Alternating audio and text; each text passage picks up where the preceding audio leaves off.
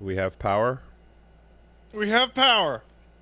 Main screen And now that we turn have on. power, I gotta talk to you about something, Woolie. It's of vital importance. It's really important. Have you noticed how big Clive's tits are? They big. Yeah, especially once you see them exposed. They big. Like, Thickies. I'm going through the game, and like, you know, Jill and Clive are standing next to her. You know, they're standing, and like, it's this consistent like, Jill, get out of the way! You're blocking Clive. Yeah, I don't think I've seen the, like, outfit that, people have drawn fan art of, where it's Oh, just... the Dracula outfit that's on the box. Yeah, maybe I'm just, you know, maybe I have to get there No, or I don't something. think But you have it, but like, he's basically wearing like a push-up bra on that fucking thing. yeah, so I'm waiting to find out about that. But this is all just based on seeing fan art of that shit. So, yeah, no, that game's going. That game's going. Um, Oh right, it's a game. I thought it was a fucking big man titty simulator. Yeah, I mean it's I don't know. It's still early enough that I don't really know, you know, what to say. But everything's setting itself up. But I do appreciate the moment I was like off the rails for a second, and it was like I'm not gonna get into any spoilers, but just like, yeah, I just appreciated this. Like, oh, now you can walk around a larger open map and like go kill a bunch of things that are standing around. Like the second I got that, I was like, sweet, now I can really get to like feel the flow of combat, you know? You know, Woolie, I have to say it's one of the weirdest games I've ever played due to like in terms of spoilers, because like there are things that the game's premise just like opens to you as like mandatory events. So like I like this past week I fought Bahamut. Is that a spoiler? No, it's mandatory that you had to get to the end of this game and fight Bahamut. I mean, Like, there's if you did not, that would be an outrageous pile of shit. well, all I know is the trailer listed off a bunch of icons and dropped their names, and it's like, these are the summons that you've known from all the other games, and now they're gonna be Mega Man bosses. So that's all I know. I have no other expectations. You did Garuda, right? I did Garuda. It's like wildly Mega Man boss esque. Like, Clive might as well be reaching towards her and go, "Now I've got your power." That's exactly the line I said when he did that. Is it? Yes. So it's very clear that's what's going on. At which point, at least for me, I was like, well, this is what I came here for. Move aside, Benedicta. We've been looking at Garuda the whole time. That's where the hotness is. That's what I'm trying to get that number, you know? Woolie, So, I have run into like the strangest, like, I don't know, Ludo narrative issue in FF14 where like the drama is happening and the music is happening and oh man, how are we gonna do it? And I'm sitting there going like, I don't care about any of that shit. Get over here so I can fucking get your move list. yeah, I mean, it's particularly interesting. Okay, so I guess I'm going to chapter 1 and chapter 2 spoilers, right? Beginning of the arc to getting Garuda. Couple weeks out, the Garuda bits. I mean, the demo leads into that stuff. Yeah. I know that like most people playing it at home right now are a million years ahead of where I am. But there are people who are like, I haven't even started yet because I don't want to hear anything or see anything. I'm waiting till I get my own copy. So to give those people the thing, I'm going to talk about what happens around getting Garuda and that stuff. All right, there you go. There's your space. So it was quite interesting because like, as you're going through the game, like, you kind of get, you know, Benedicta as like this evil bitch, you know, and you're like, oh, but like, fucking, I mean, there's a way more evil piece of shit that's like in the form of mom hanging out wherever she is, and you're like, ooh, that's just, you're the Cersei Lannister, right? Yeah, exactly. And Benedicta's like a more just like struggling, kind of fucked up case of, you know, trauma, and then you know, being unremorseful to some degree with how she just like wantonly slaughters people and stuff. And then you're like, at the end, you kind of get this moment that's like, oh, are we gonna get like a bit of an anime moment of like the sad swing backstory? And it's like, you kind of do, because you find out at that last second in a way that it's like, oh, she's just in a cycle of trauma and she's been through some horrible shit, and she's kind of seeing that, but none of that excuses the fact that she's a piece of shit regardless. And you're like, get her. Yeah, so it's like, oh man, that sucks. Well, anyway, you know, and then you're like, let me get that fucking sweet ass wind snatch, please. Snatch as in the grab move to pull the enemy in towards you. Of course, that's what I'm referring to, a la Devil May Cry terminology. And you know, and then you're like, yeah, I'm excited for my new powers. Sorry about your tragic backstory. Would have been a bit more, or would have been a little less enthusiastic, perhaps, had that been, I don't know, if the balance of judgment of the scales of your, you know, your past to your present actions was weighed more in sympathy, then perhaps I'd feel a little differently, but I don't, because you're still a fucking awful person. So she's like, a really consistent early antagonist as well. Like, you're constantly dealing with her over and over in that whole sequence. And it's interesting too, because it's like, because you have a Cersei Lannister right off camera, she can be this flawed, floundering, kind of fucked up person, and she can be someone who, you know, you get like, oh, this is where Sid came in and what he meant to her. And you can even get the part of it where like, she's completely terrified to exist without Garuda, you know? Nah, man, this is the fucking juice that I had to not be a poor person that was trodden upon by society. Exactly, right? That's all you had, and like, you know, you're like, give me that, you know, new phone, who dis, calling her up.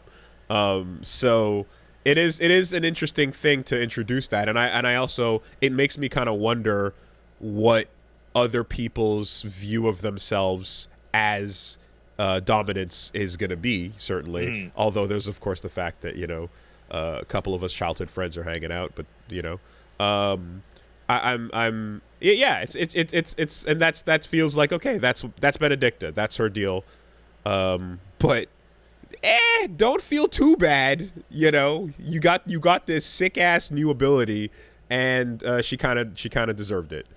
Also, they just really take the time to underline, like, just in case you really didn't take in how catastrophic Icon fights are, they're the worst thing to happen to this planet that you fight in is just gone by the end of it. It's absolute Man of Steel level bullshit. And every time I'm like, oh man, this whole fucking continent is gonna get it by the time we get where we're going. Yeah. Each one of these Mega Man boss fights is gonna leave a smoldering fucking country in its wake. Like both of the areas that you have fought in have left like mile-wide smoking craters remaining of the locations that you were at. You know, what are you gonna do? No, actually, all three, because the where Shiva fought Titan, that whole plains area is like a blasted hellscape now. And then, I mean, and even when I got a glimpse of Dion, right? And it was just a little intro cutscene showing off the what Icon kaiju battles are like on the in war, right? The strategic usage of it for a second, and then back to fucking sipping tea. Hey, he's bringing it out. Okay, you bring yours out. Okay, bing, bang, boom. And put it away. All right, okay. Put it away. And like, yeah, best case scenario, it's like light, massive territorial damage in a predetermined battlefield location, and a bunch of soldiers on the side are gonna get wiped out. Yeah, it's really funny because every time that happens, like a good 20% up of the attacking forces get evaporated, and then they stop, and it's like, okay, well, if we kept the fight going, you guys should all just leave. No, I need you to stand there and cheer for me as you get excited and hyped that I'm on your side, and then in the wind up to swing at the enemy, the wind up will wipe you out completely behind me. Yeah, the collateral damage is out of control. So yeah, that's the overall feeling I'm getting of like, oh boy, I you know, we gotta go in and fix the politics and save the world, but oh boy. Yeah. Did you get much time to fuck around with Garuda's toolset? Just a little bit. I haven't gone back to the lab on it, but I spent my money upgrading my basic materials and mastering them because I want longer stinger. I want better exceed time. You know. But I have at the very least kind of gotten used to the idea of the cooldown a little bit and switching over, and then there's a couple of times where I'm like, okay, so I'm already getting a feel for which one of these abilities I'm going to want to master and pull out of the given icon, because I can see myself wanting to switch to a fucking projectile counter drive at all times, because there's so much of that coming at me. The counter moves are all absolutely unbelievably incredible. Like everybody that has one, it's like the best move on their fucking kit. Garuda's best move is free though, like the snatch when enemies hit half stagger. Yeah, and it like knocks them down for like 6-7 seconds. You do gouge on gouge on that, and you knock them down to like 10%. It's like, and then you have a move to drop right on the stagger or half stagger, which is just a flurry of attacks. Exactly. I kind of liked using the stagger as an opportunity to run like a style combo. It is suboptimal because if it involves jumps and shit, then you're not really getting all the maximum damage you can.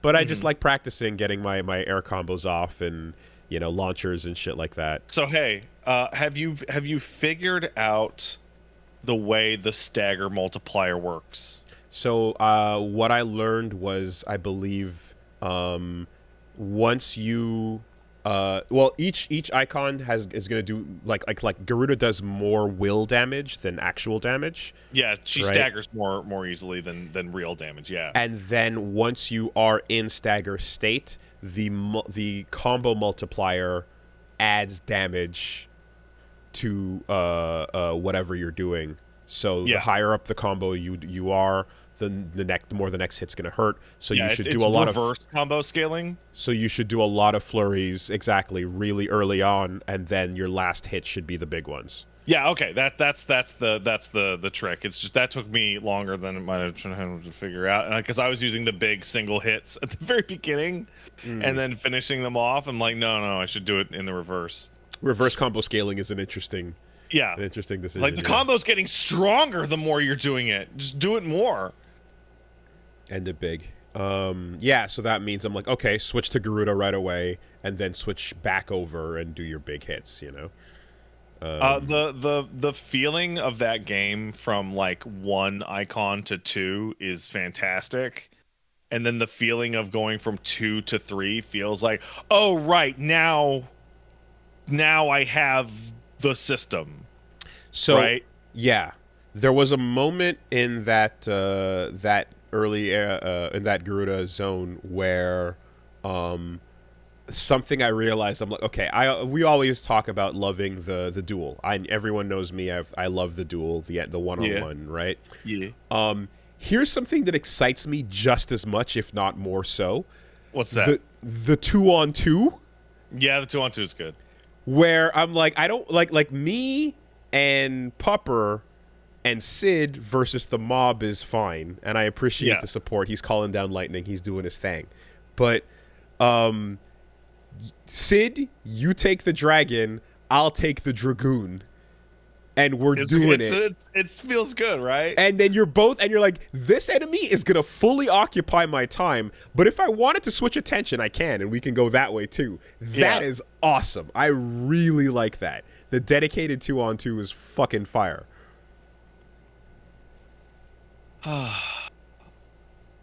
I'm in a very strange place with that game. So you've gotten many side quests yet? Yeah, go deliver the Browns. Yeah, just whatever, You know, right? go fucking get wood. Go. So help I don't know if you read plants. Gene's review, but he complained that the side quests are like really bad. Mm. I started skipping them last night. Oh. Like walking up to them and people starting to talk, and I hit start and held triangle to skip them. And it's a really specific thing that I'm not sure if you have experience with, but so people have referred to them as MMO quests, right? Because they're like overwhelmingly, here's my sob story. Go kill 5 goblins or get 5 whatever. Go back. Here's the rest of my story. It's so sad, right? The thing is that an MMO quest isn't voice acted. So what do? You talk to the person, you see the text, and you go bop, bop, bop, bop, bop. Then you go and do it, and you come back and you go bop, bop. Maybe there's a camera change, but like it rolls. These are like all voice acted and like not completely acted. though. They do the first line and then leave off the second. No, so all side content is completely voice acted, but the weird things when you talk to people at your hideaway, those are insanely weirdly like half voice acted. I don't know why that's the only thing in the game that's like that. Odd. But so I got to this point where like somebody's like, "Oh my god, my sisters, they're so sad, blah blah blah," right? And like I'm like tapping through the dialogue, and it took me like 2 minutes. Wow. And then I went and killed the goblin, and then I came back, and then a lame camera pan started happening as I'm tapping through the dialogue. It took multiple minutes again. And I hit the point of like, I'm not emotionally invested in this, but this side quest, given all the space that it wants to occupy like 12 minutes of my time, despite the fact that I fought 5 goblin. My understanding is that the rewards are immensely worth it in some of those cases. No. Okay. I was told the opposite. So some quests reward you extraordinarily. So any quest that has a plus as its icon instead of an exclamation point will give you some kind of upgrade that is like game altering. So like, oh, your healing items heal you for more is a good example, right? Something like that. But the ones that are just a plus, they give you about as much XP as 2 random battles. Usually no AP, like 100 gil, and a bunch of crafting materials that you already have tens of thousands of. Okay. And as I'm almost near the level cap now. I'm near the end of the game. I'm level 42, right? The side quests are all numerically balanced on the assumption that this is the first side quest you have done in the game. So like the side quests that are unlocking for me right now, level 42, I'm fighting enemies that are level like 35. Okay. And it is like by the time like this is the difficulty thing again. The side content is now so trivial that I am like rotating through my buttons and evaporating like entire encounters and getting 20 wire right for the trouble. Still like 20 wire right for the trouble. Yeah. So there was the one that broke me and that caused me to start skipping was actually like, you know, like there's cutscenes that have voice acting in this game, but then there's cutscenes that have directing as well as voice acting where the camera moves. So there's one of those in which we have to defend a town, boys, but how will we get the townspeople to rise up and help defend that they're so downtrodden, you know, that kind of thing. And it's talking with this guy, it's your buddy, and you're talking with the villagers, and you have to go and talk to the villagers and all this, and it's like a hugely involved thing. And then 3 enemy waves came in, and I hit 2 buttons each on the enemy wave, and then I was waiting for the boss to show up, and then I killed the last enemy, and it did the slowdown that meant the fight was over. And then it went into like the, wow, we really and I'm like, what? It? Like the gameplay to fluff ratio on it was like 90%. Sorry, it was like 10%. Okay. And the biggest frustration is that the further you go, all side quests are unlocked by main quest progression. But each main quest progression unlocks more side quests. So every time I get to a next main quest, so like first time was like, oh, 2 side quests have unlocked. Oh, 4 have unlocked. I'm now at the part where main quest progression unlocks like 10 at once. And they're terrible. Right, slow you down. Yeah. And they're terrible. I also had a really strange moment where so you unlock hunts. I think I mentioned that. I don't think you have them unlocked yet. No. But you unlock S rank hunts, which are the game's super bosses.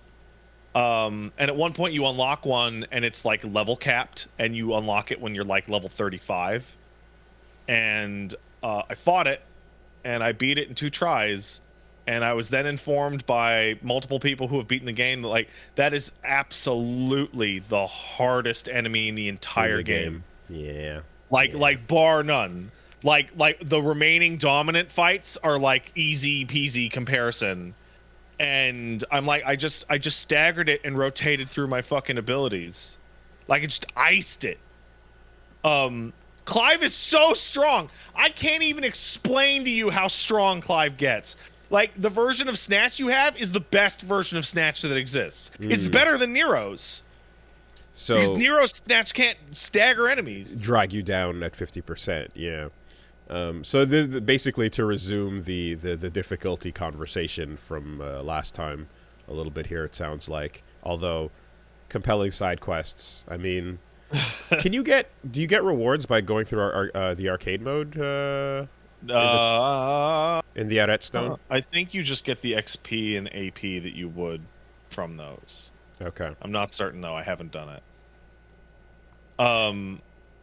Yeah. Like Clive in my game right now, Clive is stronger than Dante has ever been in terms of like what he can do in terms of character action, and I'm dealing with like enemies that belong in like a Dynasty Warrior game.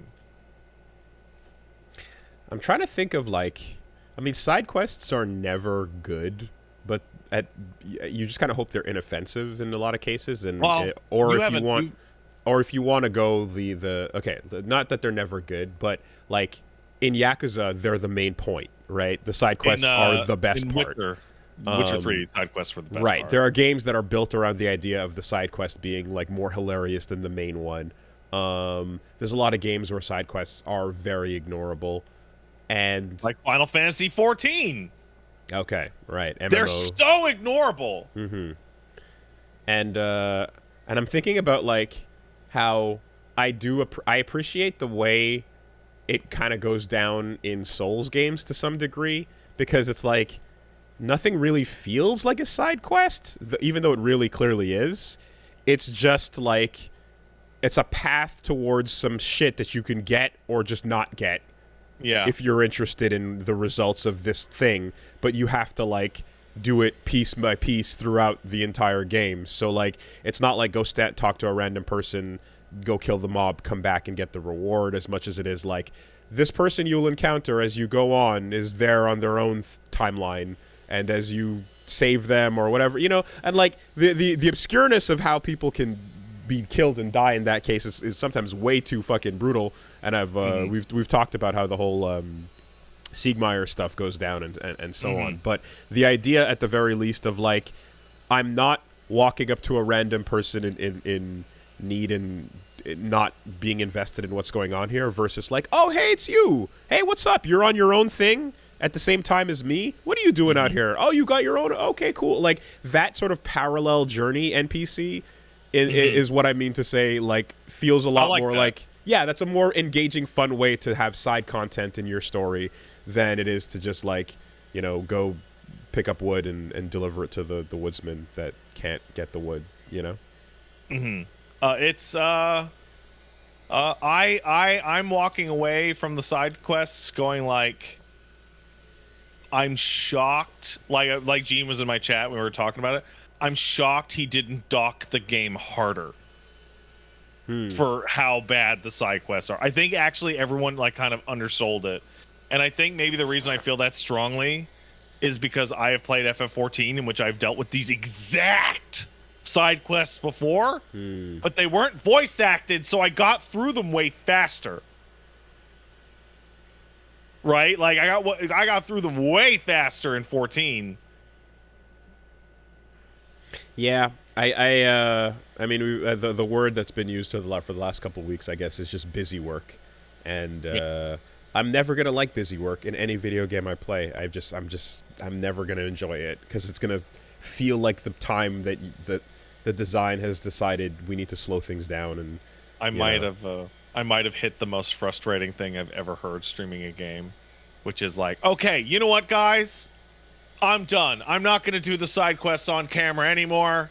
All right, we're going to skip all the remainder, only to be told, yeah, Pat, actually, the last batch of side quests all have to do with the main characters of the game, and they're all money acted and they're the good ones. Right. Yeah. The last ones. The only ones I haven't done, the ones I was going to skip. I'm like, oh, cool. Yeah, I guess I'll just do them all anyway. That's the other thing I kind of heard was that, like, hey, it might help to just, like, here's a list of the ones that matter, and here's a list of the ones that don't, you know? So yeah, but the ones that matter are at the end of chains. You gotta get to them. Okay. I will say one thing. There's a Bloody Palace like trial thing in the game. You might have already found one, depending. One for each icon. It's like you can only use that icon, and you have to fight like waves of enemies under a timer. Oh, cool. It's the best thing in the whole game. Nice. It's like because they force you to use certain skills. They go like the Phoenix one. They're like you're walking into this one with the uppercut and heat wave, and that's what you're gonna have to use for these enemies. And you get graded by like how much time you have left, and certain moves add more time. It's the best thing in the whole game. Style challenges, yeah. If you do them the instant they unlock. Don't wait. Okay. Because your level counts inside them. So things scale? No, they don't. So like as I got stronger, ones that I found were comparatively easier. And the pattern continues. Like the most fun I've had in this game is fighting a optional boss at 15 levels below what I'm supposed to be at with the weakest gear I have. Well, I mean, all I can say, I guess, is based on the feedback from last time the difficulty discussion came up, it seems like not a lot of people are finding, or rather, a lot of people are finding it's challenging enough without the, I guess, character action experience, and some that do have character action experience are also like, I don't know, I struggled a couple times, so, you know, it seems to be landing in a place that is, like, challenging most people. So right? I was talking, there was a great thread last week when we talked about it. There was a fantastic thread on the subreddit about it, and I think people brought up some fantastic points, and the two that really really stand out to me is Clive is a character with S tier solutions to C tier problems. Like his defensive abilities are like wildly overpowered for anything that actually exists in the game. Like they'd be overpowered. I mean this unironically. Some of the things you get as Clive would be overpowered in Devil May Cry 5. Right. If you had harder challenges, yeah. But the other thing is like the game offers like such a wide variety of accessibility options to help you with the difficulty, and has a really impressive, exhaustive training mode function. That I'm like, the expectation is that there'll be stuff that goes the other comes direction. At you, right? And like there isn't. or like the opposite of, or that there would be comprehensive anti-accessibility in the form of adding difficulty. Right? We need to push anti-accessibility, not to say that there shouldn't be accessibility, but there should be extra modifiers to make your life a living hell. And like the game does have harder difficulties. You beat the game, you unlock Final Fantasy mode, and you beat and then hidden in arcade mode, there's a third harder difficulty. That's only available in the arcade mode. And they do things like turn enemy aggressiveness up, and I'm like, that I should have been. It feels like the conversation we had when DMC5 came out. It's like we should have been able to pick Son of Sparta from right the fucking get-go. Yeah. Yeah. Well, you know, I guess we'll see once you hit the New Game Plus, but anyway, I don't think I'm gonna do New Game Plus on this one. The way that you like, it's one Final of those things Fantasy like mode. you know how New Game Plus is supposed to be like, oh, we increased the enemy difficulty, right? But you got to keep all your stuff. As a result, apparently it's like not harder at all because you have all your busted shit from the get-go. Okay. Yeah. Yeah, there's a part that I like early Devil May Cry, I feel like I've forgotten like the fact that like, oh, you don't have your move set. You're like I remember like at the start of like many times it'd be like, oh yeah, like I just cannot. You don't have shit. I cannot do combos at all. For a minute, you're like, oh, that brings a challenge in where right now I want to fucking, I want to trick to this guy, but I can't. I don't have trick. Literally can't. Yeah. So, okay. I think you know what, your example is fantastic because Clive's first button is trick, right? Like the Phoenix Dash. It's like starting Devil May Cry 3 with the full Dante moveset, and then you just keep getting more on top of it. Like then moves out of trick are amplified. Like it makes me like super sad because like, man, you could throw crazy stuff at this character and they'd be able to deal with it, but they won't. I could see there being a DLC that's like go fuck yourself difficulty. So again, there is the third evil difficulty, which turns it like kind of into an action game, but it's hidden in the arcade mode. You can't actually play the game like it. It's only replaying the arcade stages, and you have to re-unlock all the stages in Final Fantasy mode. So in order to play the game on the hardest difficulty, you have to beat it twice. In Final Fantasy mode, I see. Yeah, you have to beat the whole thing again in Final Fantasy mode. Okay. Anything else for this week? Oh, for me? Yeah. Me and Paige sat down, we watched the fucking Dungeons and Dragons movie with the Chris Pine. Have you seen that? I have not, but Reggie brought it up the other day, and I shut the shit down. Why'd you shut the shit down? I don't know. It was just a funny thing to do at the time. No reason. But yeah, I don't know. I saw the trailer, I guess, and I was like, oh, okay, they're doing that. And then I think I saw one or two people going, wait a minute, that was actually kind of fun. Everyone, so this is going to sound strange. Everyone who has said anything about this movie was correct. It is Chris Pine as the Bard. It's got Michelle Rodriguez as the Barbarian. It's got that guy who was in The Quarry as the Sorcerer. I don't know who his name is. Whatever. They got some other actors in it, right? And it is a way better movie than the old D&D movie. No Marlon Wayans? No Marlon Wayans. Damn. So I saw somebody in the chat just say it's a perfect 3 out of 5 stars movie. I disagree. It is both a 1 out of 5 star movie and a 5 out of 5 star movie. Paige and I were sitting there and talking about it.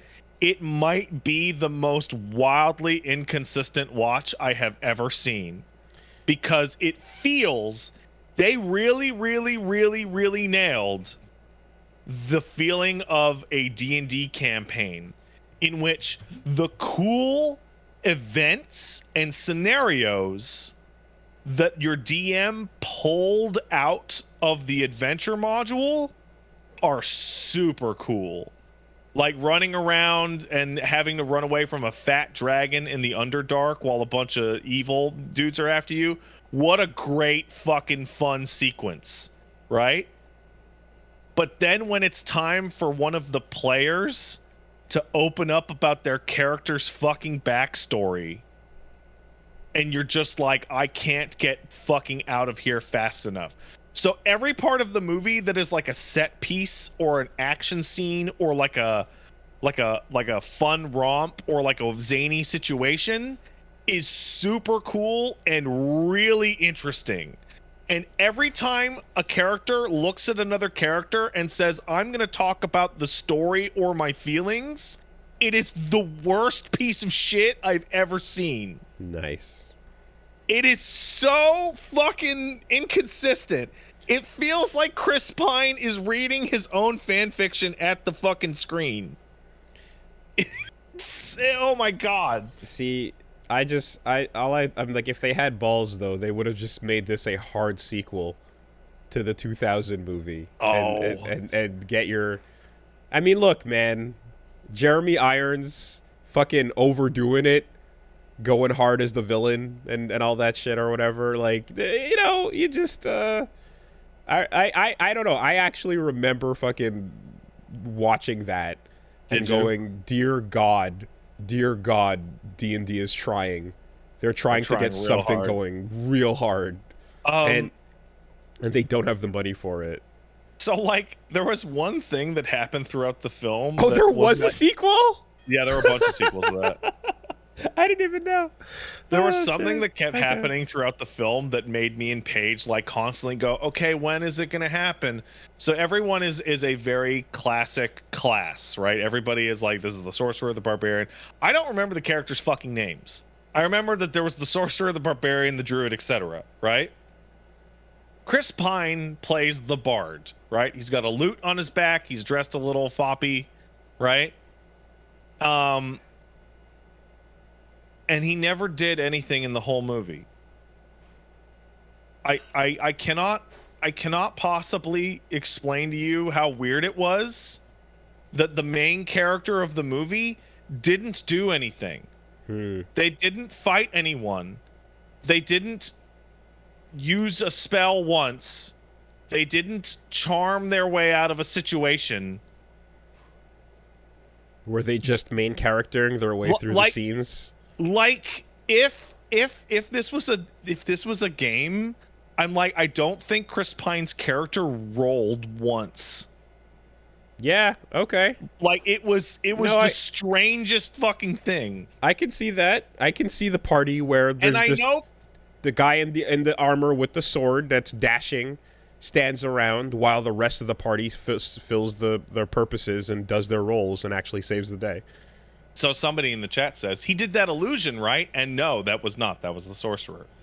Every time you're like, oh, he did this, right? No, actually, that was a different character. And all the way to the end of like, they released like character sheets for this movie for the cast. And they released a character sheet with him that he's like a standard bard with like spells that he didn't cast ever. Never, not even once. So people are saying, oh, he's more of a rogue than a bard. He hit one person with the fucking loot once. It was weird. It's strange. The main character stands around while the other cast does things. I've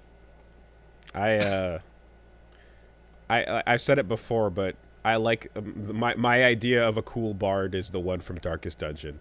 I like Yeah, okay. The one the jester looking guy. Exactly, who's like I'm buffing everybody, I'm managing, I'm healing, I'm de-stressing, and then every once in a while I'm playing a song of death and then dropping to the background. That shit's sick. So yeah, overall, like, fun movie. I will never watch it again. I would have probably gotten just as much out of it watching the good bits on YouTube. Fair enough. Okay. I mean, at the very least, the apparent consensus is everyone agrees that this is something you worth seeing. Yeah, totally. It's fascinating as fuck. It is. Oh, you know what? That part, the everything to do. Okay, you know what's a really great example of how this movie nailed like a D&D session? The first bit in the movie is they are up for parole, and they're waiting for a guy who they think will hear their case correctly. And this is a Birdman named Jarnathan. The subtitles list it as Jhar Athan, right? Jarnathan. And my wife and I are sitting there going, "Oh my god, that is the perfect name for a fucking stupid one-off D&D character." Because they were, oh, what's the character's name? Jonathan. Well, that doesn't sound right. Dungeons and Dragons-y. Yes, yeah. So, Jarnathan. So definitely made better by being familiar with what a campaign is like and absolutely. all the tropes and you know they throw down the map of Faerun and they make sure to point out, well, here's Waterdeep and here's Baldur's Gate and we gotta walk through Icewind Dale, and they throw down a map at some point that is just a stolen like art version of like the player's handbook maps inside the player's handbook. Sure. And you know, there's a nice bit with the gelatinous cube, which is my favorite Dungeons and Dragons monster, because he's a fucking gelatinous cube. It's fucking stupid. Not the Beholder. Yeah, I think this. I mean, if a Beholder showed up in this movie, it would look at them and then they would all just die instantly. That's the end. That's the end of that. Yeah, this. But it's also like quintessential, you know. Yeah. So. So yeah, it's tons of fun, and if you're a D&D dweeb, there's lots of stuff in there for you, and just the part where they want to do a movie instead of a cartoon, it's really bad. Like when Chris Pine starts talking about his dead wife or some shit, I'm just like, oh, shut the fuck up, I don't care. The fucking rotoscoped Hanna-Barbera cartoon as well. I always forget there was another D&D thing too. That was weird because I discovered that cartoon when they decided to re-air it on Fox Kids as a new show. It's like coming to soon to the whatever cartoon afternoon. It was the D&D, and it's like from the 70s, and I was like, what the fuck is this? Yeah. That was a wild one. I just saw an incredible comment in our chat right now, which is a guy in all caps going, "Wait, Baldur's Gate is a Dungeons and Dragons thing?" Yeah, dude, it existed before the game. It's a location in the Forgotten Realms campaign setting. And the cartoon characters get a cameo in the movie. I see. That's pretty cool. Yeah, they do. Yeah. That's fun. Nice. So yeah, it's a fun movie. Is it a good movie? No. But it was a fun movie. And actually, I want to give a shout out. They used a lot of puppets. They like all your zombie mans and skeletons are fucking puppets. There's a lot of like bird dudes and hobgoblins walking around in full body prosthetic. Right? There's a really good looking Birdman puppet that like, even if the movie was trash, my wife and I go, that's a good Birdman puppet. I love it. I mean, like, there's no reason for this to ever exist in any world ever. But I wish I could, like, if they want to take money and, like, make something D&D product related with it, I wish I could have a Shadows over Mystara animated OVA by Obari. Specifically, this is the I want an Obari art style Shadows over Mystara OVA that had a VHS tape or two, and that's how I want to watch it. And like it just in the fucking back of a video store shit, Street Fighter 2 V era style. God damn, that would make me so hype. That's the D&D I want. And this movie is like, part of the reason that I watched it is because I heard from people that like it was better than you would expect, and I will admit it's much better than I would expect. Like overall, good time watching it. But also, what with Baldur's Gate coming out, it is very interesting to see, because this movie was the first part of Hasbro going, we're gonna push D&D. D&D is gonna be the biggest fucking thing in the world. We're gonna make a big fucking movie, and everyone's gonna know about Dungeons and Dragons. Mm-hmm. And walking away from it, I can't help but think that, like, if you don't know anything about D&D, this is a weird fucking movie. Like, it is very much trading on the cachet of the setting a lot. Like, why do those panthers have magic tentacles? Like, because they're displacer beasts. Here's a question. There's the D&D cartoon, there's the D&D fucking Marlon Wayans movie, and then sequels apparently, and then there's this one now years later, which means that like anytime you see that, it's kind of like you can tell someone has the rights to this and they're trying. You know, there's always these little things where it's like, okay, someone's got this and they really want it to catch on. They're gonna try another movie sometime if you wait 10 years. How come there hasn't been, and maybe there has been, but I haven't heard of it, but how come there hasn't been a Magic the Gathering movie attempt at some point? I bet you anything. If I fucking type in Magic the Gathering cartoon or some shit, Magic the Gathering TV series. Okay. Was first reported to be in production in June of 2019. It planned to release on Netflix in 2022. Okay, there we go. Okay, because I mean, I'm sure there are like, I'm sure there are probably like small projects that we don't know of that were like, you know, little animation things here and there. But I'm like, has there ever been an attempt at a big Hollywood Magic the Gathering production? You know, apparently it's already been completely made and may not be released because it was supposed to come out last year. So I see. Okay. Okay. Let's see what else. I took a look on the recommendation of one Casey Explosion. I took a look at a game called Stasis Bone Totem. That's a mouthful. It sure is, Woolie. I think I described it last week as like horror undersea Disco Elysium, as an extremely reductive way to talk about that game. Still very reductive. That's as close as I'm gonna get to describe it. Okay. It is alternatively, I could describe it as under the ocean nightmare maniac mansion. Wow, this yeah, okay, the isometric view, certainly, the horror, the shadows, the dialogue, the main thing that makes me feel disco is like the way you are actually walking around, and the walking around looks very disco. Which is just isometric RPG. It is supposedly a 3-person game out of South Africa. Which I believe is the first game I've ever played from South Africa. This is gorgeous, though. Yeah. Oh, it is. The lighting is beautiful. So it is absolutely gorgeous. Bone Totem. Yeah.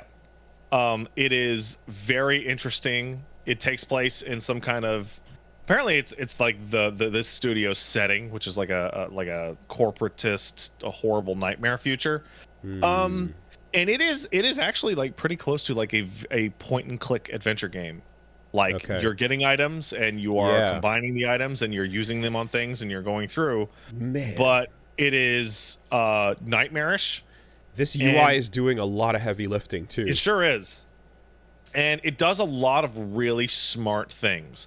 So you're playing as 3 characters, and one character can like take things apart, one character can put things together, and one character can hack computers. And as you're roaming around doing puzzle things, you're almost always completely split up. The game just decided it would be more fun to just be able to teleport items into each other's inventories. No having to send it in a dumbwaiter, no having to do anything, just no, fuck it. You have the key card now. Okay. And um like one of the puzzles that I had to fix was I had to use some medical piece of shit to fix artificial lungs to fix a machine, right? Mm-hmm. And when I hooked it up, it's like, select the brand of lung that this is.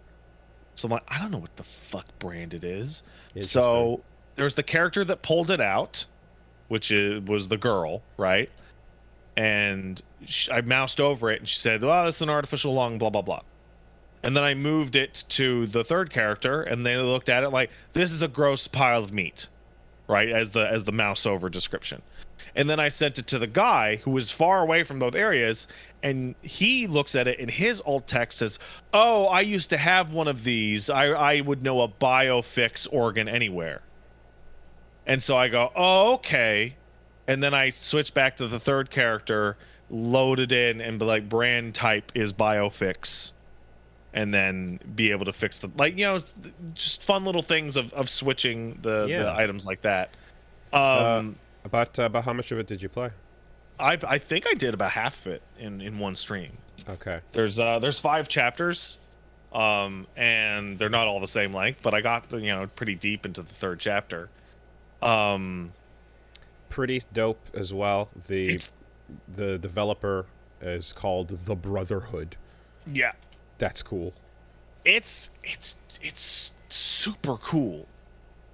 It's just really, really fucking cool. Oh, the other thing I wanted to say. I was like about. After you. No, I was just gonna say that, like, given the length of it as well, like, this feels like a nice little if you hit Signalis recently, and you wanted a little bit more of that feeling as well. I'm getting a Signalis vibe from some of the walking around here. A little bit. So if you look at like the trailer footage, you can see that there's like an interface where there's like blue lines coming off the character. Yeah. And there's lots of green dots everywhere. Yeah. So the game solves one of the biggest like point and click problems ever. All points of interest. You right click, and when you right click, a pulse goes out, and every green dot is, if you mouse over it, text will show up describing it. Dear God, man. Right? And wow. All blue dots are things you can walk up to and interact with. But you could just observe from a distance or go interact. Right. So the green ones, just mouse over and you'll read the little text and it'll say, "Oh, this is a gross monster corpse, blah, blah, blah." But the blue dots, you go, okay, and then you double click on it and your character will run over and they'll interact with it and you go, okay. So when you're going through, you right click and you go, okay, there's only 3 blue dots in this room. Wow. I love when somebody has played a genre and knows how to solve quality of life things that I didn't know I wanted. Like, that is a improvement aggressively to point and clicks that I didn't even know was a thing I wanted to see. Yeah, amazing. Did you play 999? Yeah. So in 999, they did something really similar. If you remember, when you click the stylus, every interactable on the backdrop highlights in yellow, and you just go, "Oh, these are all the interactables on the screen." Yeah, all you're doing is just making the process of going through this a little bit faster and a little less tedious, As a result, hey, guess what? I actually do like point-and-click adventure games. Pixel hunting is not fun. I just lose my mind with pixel hunting. It's not a fun thing to do. Yeah. And so far, as somebody who is like not very good at point-and-click adventure games, the solutions, save for a couple, there was like one that really fucked me, like bad, and I got stuck on for a while. They've been like pretty straightforward. Like my brain is going, okay, this seems like a thing that I could do. I do it? Oh, I did. Yay. There was only one that really fucked me, and it was one of those things where you walk up to something and your character has a little cutscene examining it, but then you have to actually click on it, even though your character just examined it. Yes, yeah, and that's fine. That's why, the fact that there's a distinguishing point between the blue dots and the green dots means you still have to approach things because the game would disappear if you could stand at the beginning at the door and then interact with everything and then turn around and leave. Like, that'd be silly, you know. You got to have some tension. Nice. It's great. I'm really surprised. That's also a wild name that you're gonna either struggle to remember or you're gonna burn it in. I've been having trouble pronouncing Stasis it. Bone Totem. Those are words that don't usually go together. I don't know why it's called Bone Totem yet, which is, I think, kind of funny. But I appreciate it as opposed to In the Darkness of the Undersea Labyrinth, you know, or some other forgettable shit. The timing of it is really good because, as we all know, we should not go into the ocean. Right. This is a game about how you should not go into the ocean.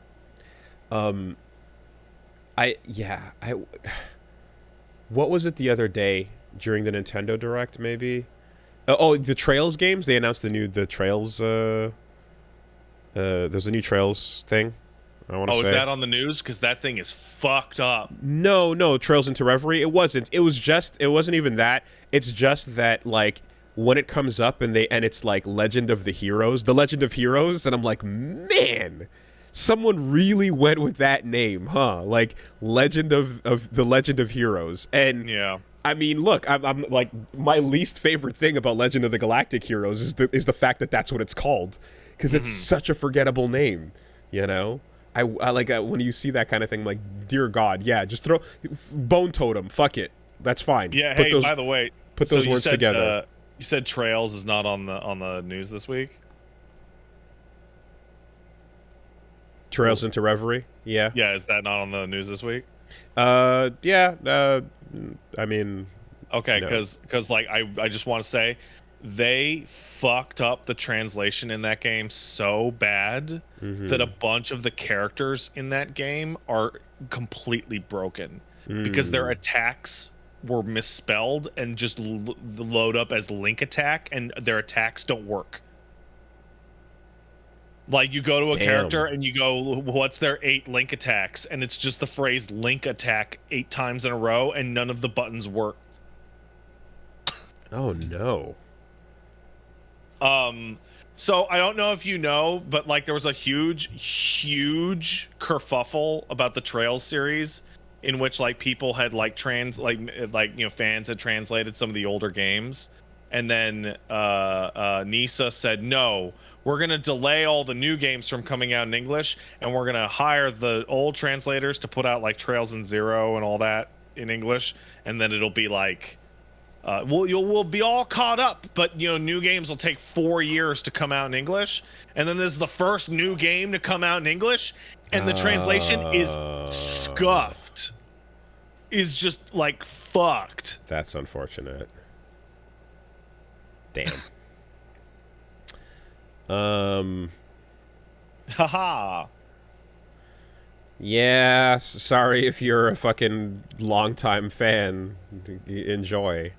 Learn a different language.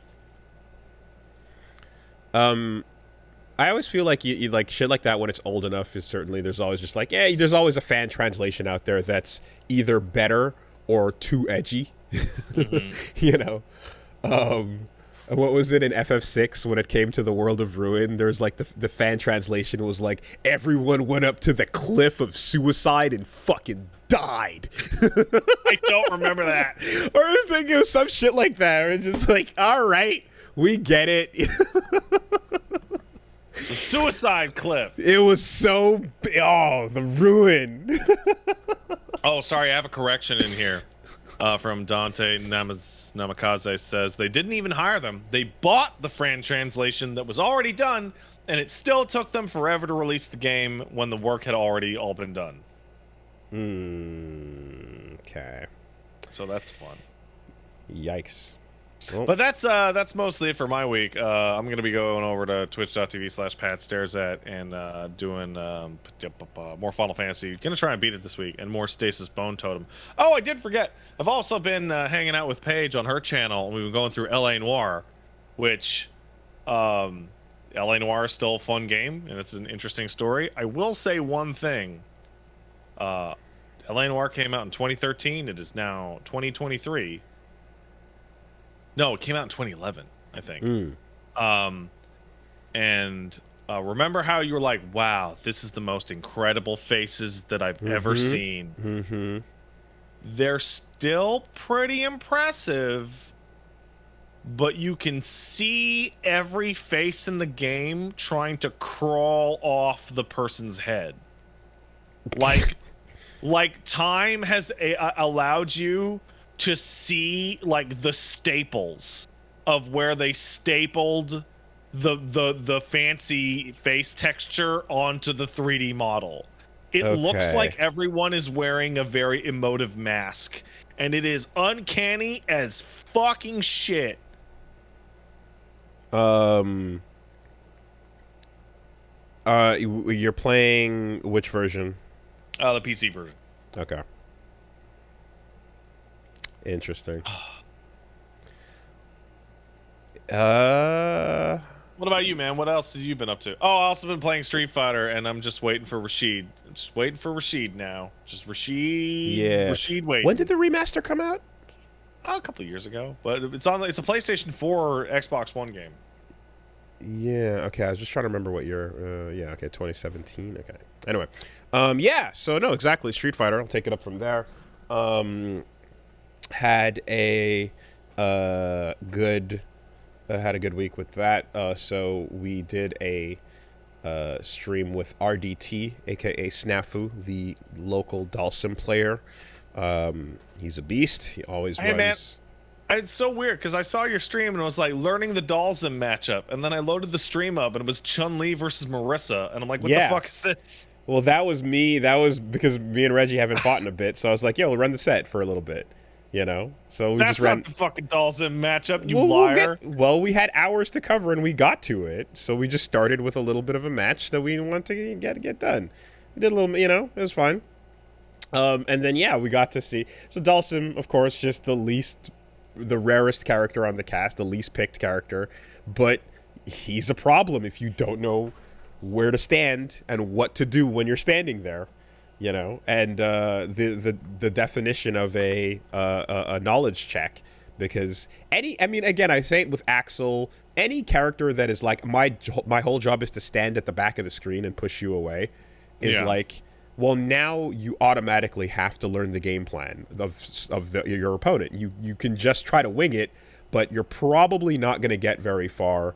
But you're also not going to have to worry about facing them, because there's not a lot of people using Dalsim in you know, the beginning levels or so, right? So definitely not. He's the least popular character of all time, right? Like across he's the cast. But he's just like, nobody wants to play with Dalsim except for the freaks. But when you get to that point where you're running into them, it's a problem you have to learn how to solve, you know? So yeah, and I remember the way RDT was describing it was like, if you he's like, so he remembers like some of the people around locally that got demolished initially and then came back and did way better against him. And the process of doing that means you have to basically become a Dalsim player in terms of knowledge. You know, you have to learn the character inside out the way someone using him would, and then you're gonna know where to be and what to do. We kind of, but like, yeah, well, then lose to him every time he shows up, you know, like which is never. Like, yeah, that's it. I play ranked matches every day. I am not even seeing a Dalsim once a day. I'm running into him a little more often now at higher level, and like it's you. And in fact, like I ran into like 3 the other night, you know. And it's like, you need to know. You need to know what to do, because this is now he's going to show up. The higher you get, he's going to show up more often. That's what it is. I hate you that. know. You're gonna run through an army of Kens and juries. Boy, are you. And then you're going to start to see some character diversity at Dude, the other end of it. You know what absolutely sucks shit about Ken being really good in a Street Fighter game? It means there's no rank you can escape him at. You can't escape him. You cannot. People that don't even know why he's good are just going to pick him because he's Ken, because he's always been the one. And now people who do know why he's good are gonna fucking corner carry you off of anything, anywhere, at all times. Yeah, yeah. It's kind of incredible, man.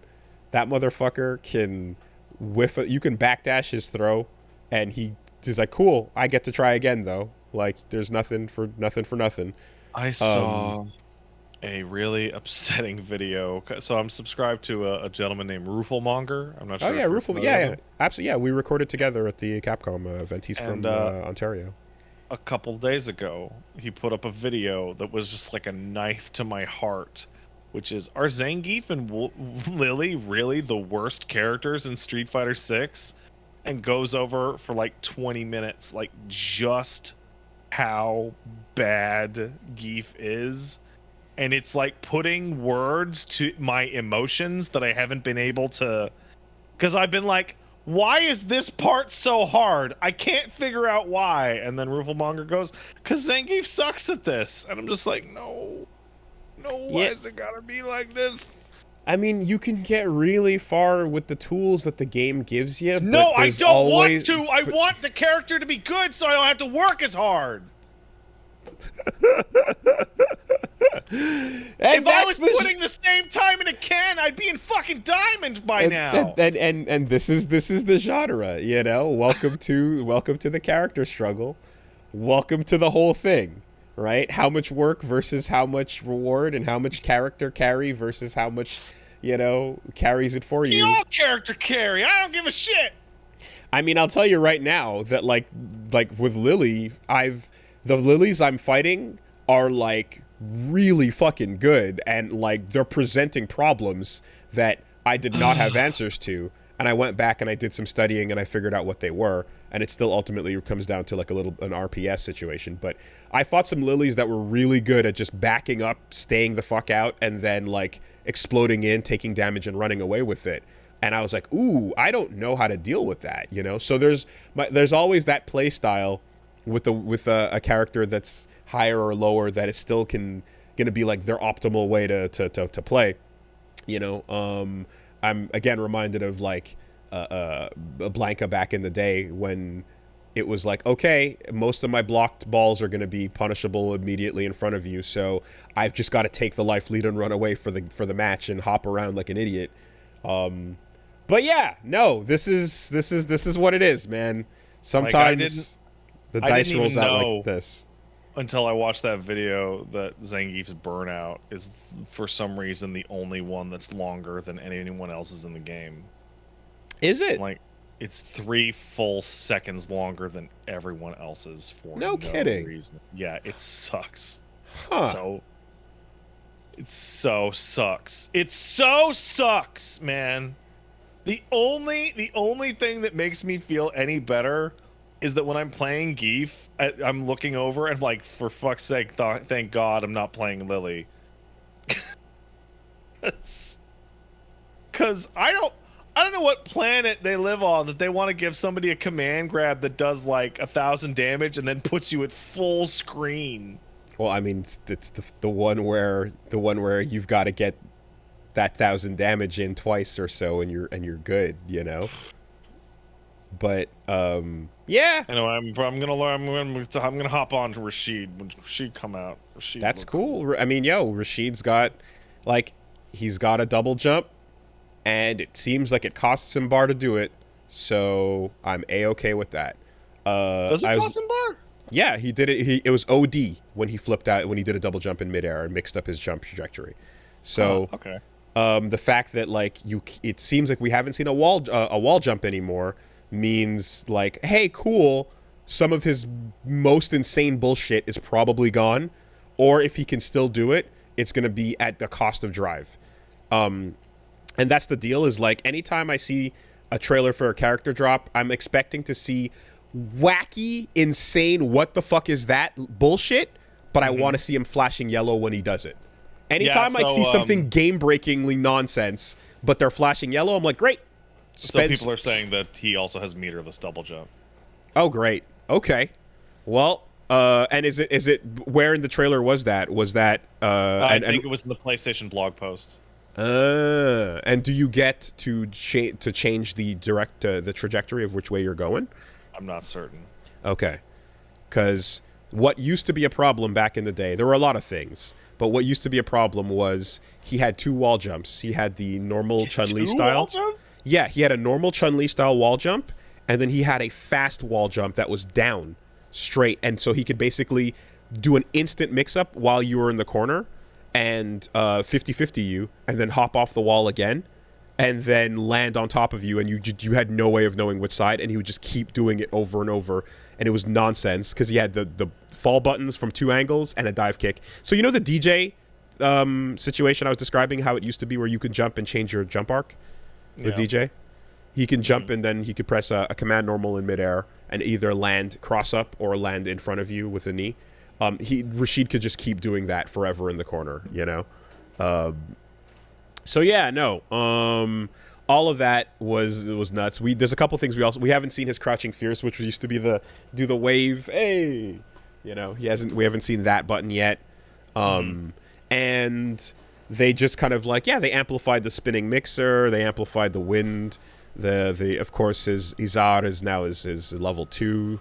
So all that speed shit, all that command run shit, you know, as I expected it to be. He's going to be fast, he's going to be annoying, you're going to need to just chase him down for sure. I don't know if this counts as news or if this is part of us talking about Rashid, but they're going to let Rashid in at Evo. Yeah, I was gonna make this so that was a docket segment to get into, but Rashid's tech is all there, and then they announced that he's gonna be tournament legal at Evo, which is fucking insane. I saw people going, "Why is that a big deal?" And I'm like, "You don't even know. It's the fucking. It's so. Is this the closest the character has come?" So out? They did it at the end of Capcom Cup CPT events towards the end of Street Fighter. They had characters that were around for only like a week or 2 before they were legal. So there's a precedent to this. But generally speaking, in tournaments, when a character comes out within 2 weeks of the event, they usually say that character is not tournament legal because 2 weeks is not enough time to really learn what's going on, to how to deal with the character or how to use them or whatever the case is. It's just like it's brand new. And it's just like they're like, okay, the whole year has been studying this one game or whatever is the case is, and it's too much of a variable. In this case, too bad. Learn it fast. Yeah, and this is basically just based on the idea of like, let's make it more exciting and hype by putting a random variable in the mix, and also it's like it doesn't financially hurt them in any way to be like, LOL, everyone buy the character to compete if you want to keep up. It's funny because, like, does this mean Rashid's going to win Evo? Absolutely not.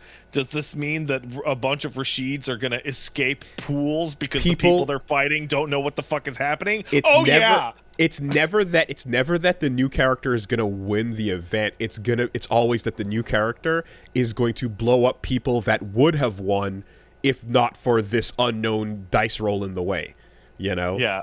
And it kind of amounts to like a Smash Brothers-esque level of like, not items are tripping, but it's just like you are learning a fixed scenario and you're trying to unleash your tech against others and prepare for all situations, but there's just micro interactions that you cannot prepare for, and you might run into someone who labs the fuck out of Rashid for 2 weeks hard, you know? So we'll see. I get the financial incentive, especially because like there's certainly a point where people can go like, well, if he's not going to be in, I won't pick him up until later or whatever. Versus a bunch of people that are like, well, you have to compete, so you have to be ready for it. But yeah, there are going to be Rashids stealing some fucking spots for sure. Do you dedicate that 2 weeks to just this one character right before you start? After spending months working on everybody else. Use Rashid to escape pools and then switch back to Ken. Yeah. And here's the thing as well, like as a competitor, I can see how fucking frustrating it is just to have that, again, dice roll thrown into the equation, because nobody wants to have a fucking Smash Brothers stage select going on, you know? But I also am aware of like, to the event, the moment someone on the character select screen loses, goes to change characters and picks Rashid, the crowd pop off for like, oh my god, what are we gonna see? Is like, gonna do it. Yeah, there's that. That's kind of what they're trying to and the announcers are like, is harness. that safe? I don't know. Yeah. It's an X factor is what it is. It's not the same as again, like all the Smash disadvantage things. I'm just introducing the idea of like the X factor that you cannot tame, you know. So we'll see it. Hey, listen, Rashid players out there, don't think of the community. Don't tell anyone. That thing you found, don't tell anybody. Find it on a rental ticket. Just wait a couple minutes. Use a rental ticket, play Rashid for an hour, and beat Evo and win Evo with it. Like I forget who it was, but whoever found out that you know, hey, did you know if you hold these buttons in the corner, you just can't get through? Oh yeah, the directional assistance, yeah. Right, and it's like you should shut the fuck up and just use that, and just everybody think you really good. That could have been so there at some point it'd be like you can check the replays and see the inputs and go like, what the fuck's going on there? So that wouldn't stay secret for long. Not at locals, you can't. Not at Evo, right? They're not recording the inputs, are they? I think they do have saved. They have saved footage of every station, but the matches are logged to the station as well. So if there were anything, they could. But it's a lot of work to go back to that station and pull that match up. How do you do that? I'm just really good at throw taking. No, but what I mean to say is like even beforehand, if you saw that, like unless that person was just not playing online at all, but even then, there's a lot of top players who are currently not doing ranked.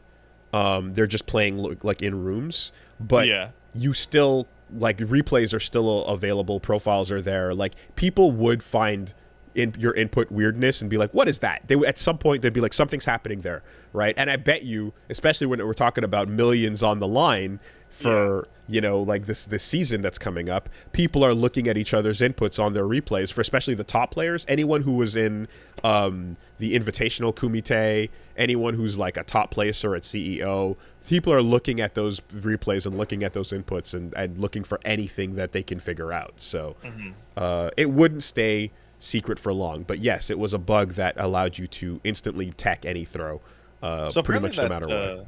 Apparently that already got patched to some degree. It's not gone. It's a partial fix, but the partial fix makes it not work like 90% of the time. Well, great. Yeah. And they are going to apparently fix it in the next patch. Yeah, which, like, man, it really shows just how fucked up that thing was, that, like, a fighting game patch was like, oh, no, don't worry, guys. We toned it the fuck down. That thing is going away. Yeah. Don't do it. Like, again, there's things that are broken good in fighting games and things that are broken bad. And if you don't have a bird's eye view of the situation, it can be hard to determine which one is which. Yeah. This is broken, like the game does not work anymore if you no longer have a throw mix-up available ever, right? Hey, I'm gonna pick Gambit in Marvel 2, and I'm gonna glitch the character off the screen so that I win via timeout. Yeah, like that bug sucks.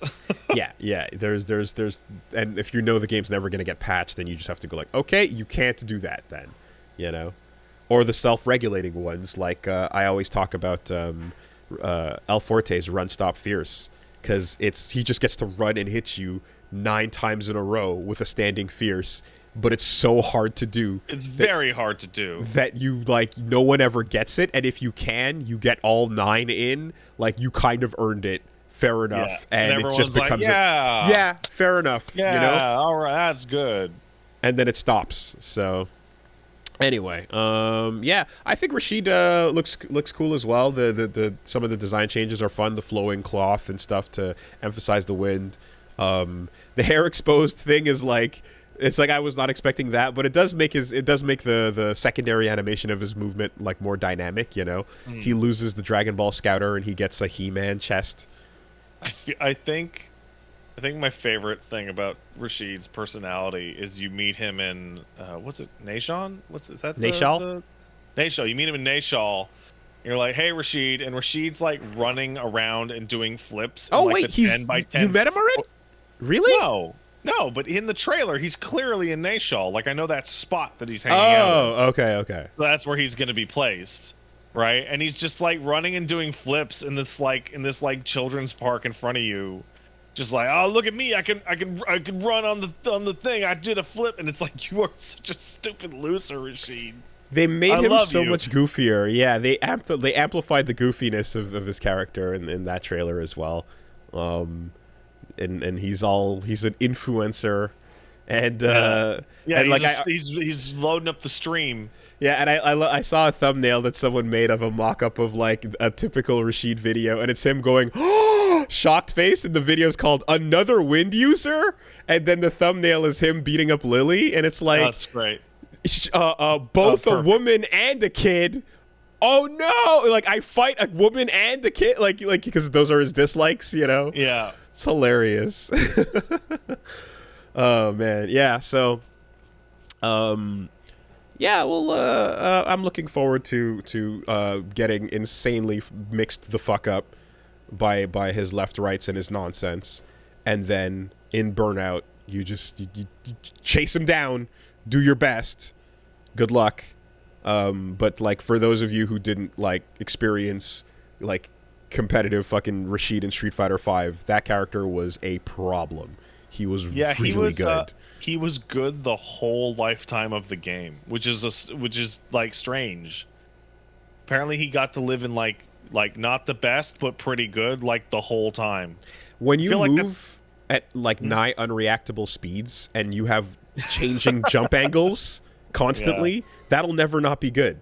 Yeah, I guess you're right. Right? The whole thing that little wind kicks, and those little wind kicks are cool. The whole thing that makes fighting game matchups learnable is that there's predictable limits to the amount of information that you have to learn. And like when a character jumps, it's like, okay, I know when you're gonna land and where you're gonna land, and I know what's gonna go on. But if you're like, I have a dive kick, you're like, oh shit, yeah, I can do two things, and now I can't predict it anymore. Can I just take a second? So I'm playing Jamie also, and can I please ask someone to please improve what I believe is the worst dive kick I've ever seen in any game? I mean, Jamie's dive kick is so bad. I've seen the hitbox on it. It's like all green surrounded by a red dot. Dude, if you use it properly, it's fantastic. All right, and how am I supposed to use it properly? Problem. All right, so the two things about it that are fucking like rough to deal with are when you try to change, when you use it, when you connect with it, you try to connect as low as possible on the person's body, right? So I do know this. Yeah, so the lower you connect, the safer you're going to be. If they block it higher, then you get more punished, right? That's your tip if you're connecting. But the best thing that you can do with it is fake a jump and then dive down to cancel it, and then someone commits to an anti-air action, and they completely, now they're fucked, right? I've seen and had happen to me attempts at anti-airing Jamie jumping in where he just goes, nope, I'm back on the ground, and you're like, well, now my level 3 is coming out. You know?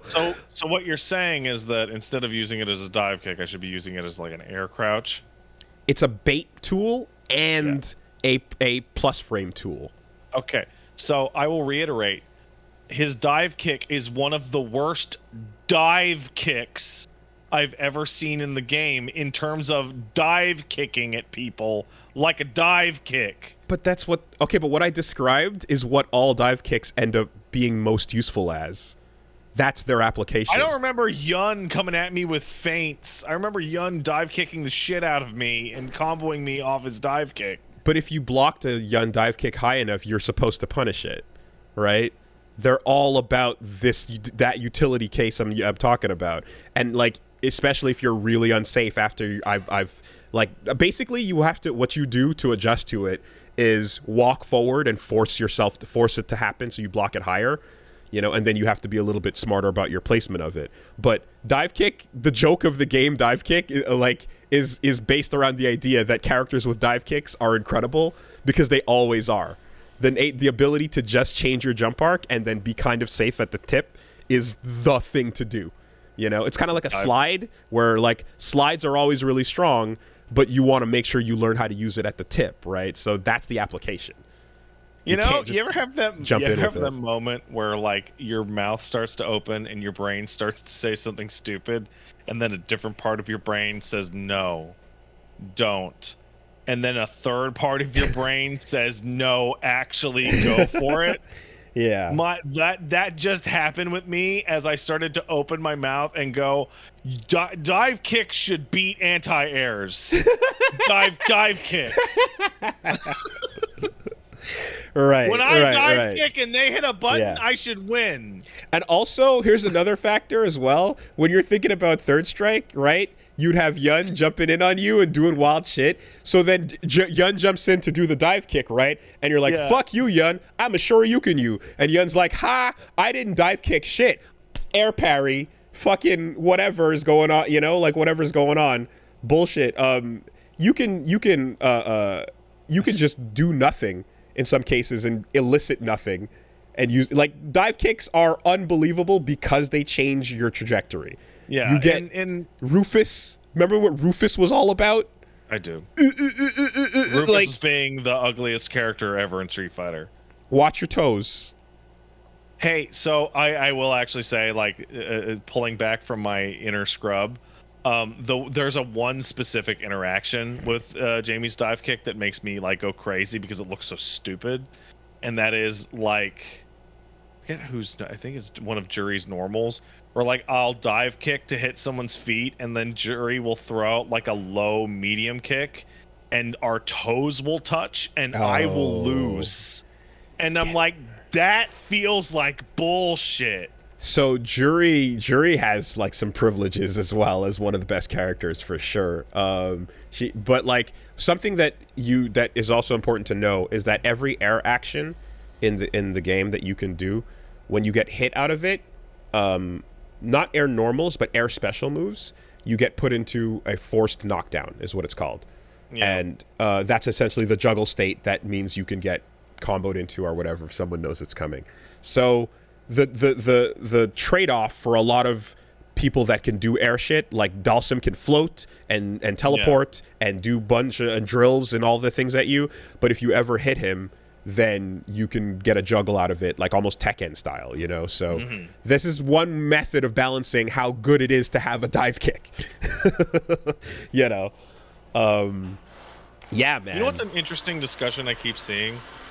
Like, you know, everybody agrees that like Ken's really good. I think that's like a fucking universal opinion. and everybody agrees that Zangief and Lily are not great. They might not be the worst, but they're definitely not good, right? Jury's good and Cammy's good, you know, et cetera, right?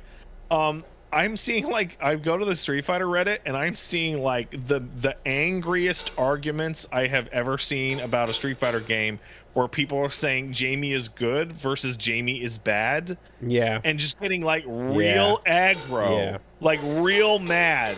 It's such a hard thing because people like, man, like there are points where a character can be good or bad, but it doesn't matter to you because you're not there. Like the skill level is not there yet. Like you can run away with matches with Lily, Geef, at this point, depending on like it depends on where you're at online. But to people who are fighting with each other, if someone's coming at it from a point of view of like, actually, I have like we're using all the tools and all the answers. And someone else is like, oh, well, I don't fight in a way that uses all the tools and all the answers. Yeah. And that's why the results are stacked the way they are, you know? Again, the point to bring up is like Jamie has a ton of incredible shit that if you don't know how to deal with it, if you don't know where to put a button out, you're going to just get rocked by it. Drive rush, fucking stand punch, blah, blah, blah, is so unstoppable. It's so good. It's totally safe, right? You're 1, 2, 3. It's just drive rushed, so you get the extra 4 frames on it. And if you try and breaks drive armor, impact, he just blows right through blows it. through your armor. You just have to hold it. You know what I mean? And like, there's like a lot of things like that where you're just like, oh, what am I even trying to do here? How do I shut this down? And like, if you, but that even applies to like Ken as well, where like everything applies to Ken. Everything applies to Ken, right? So like.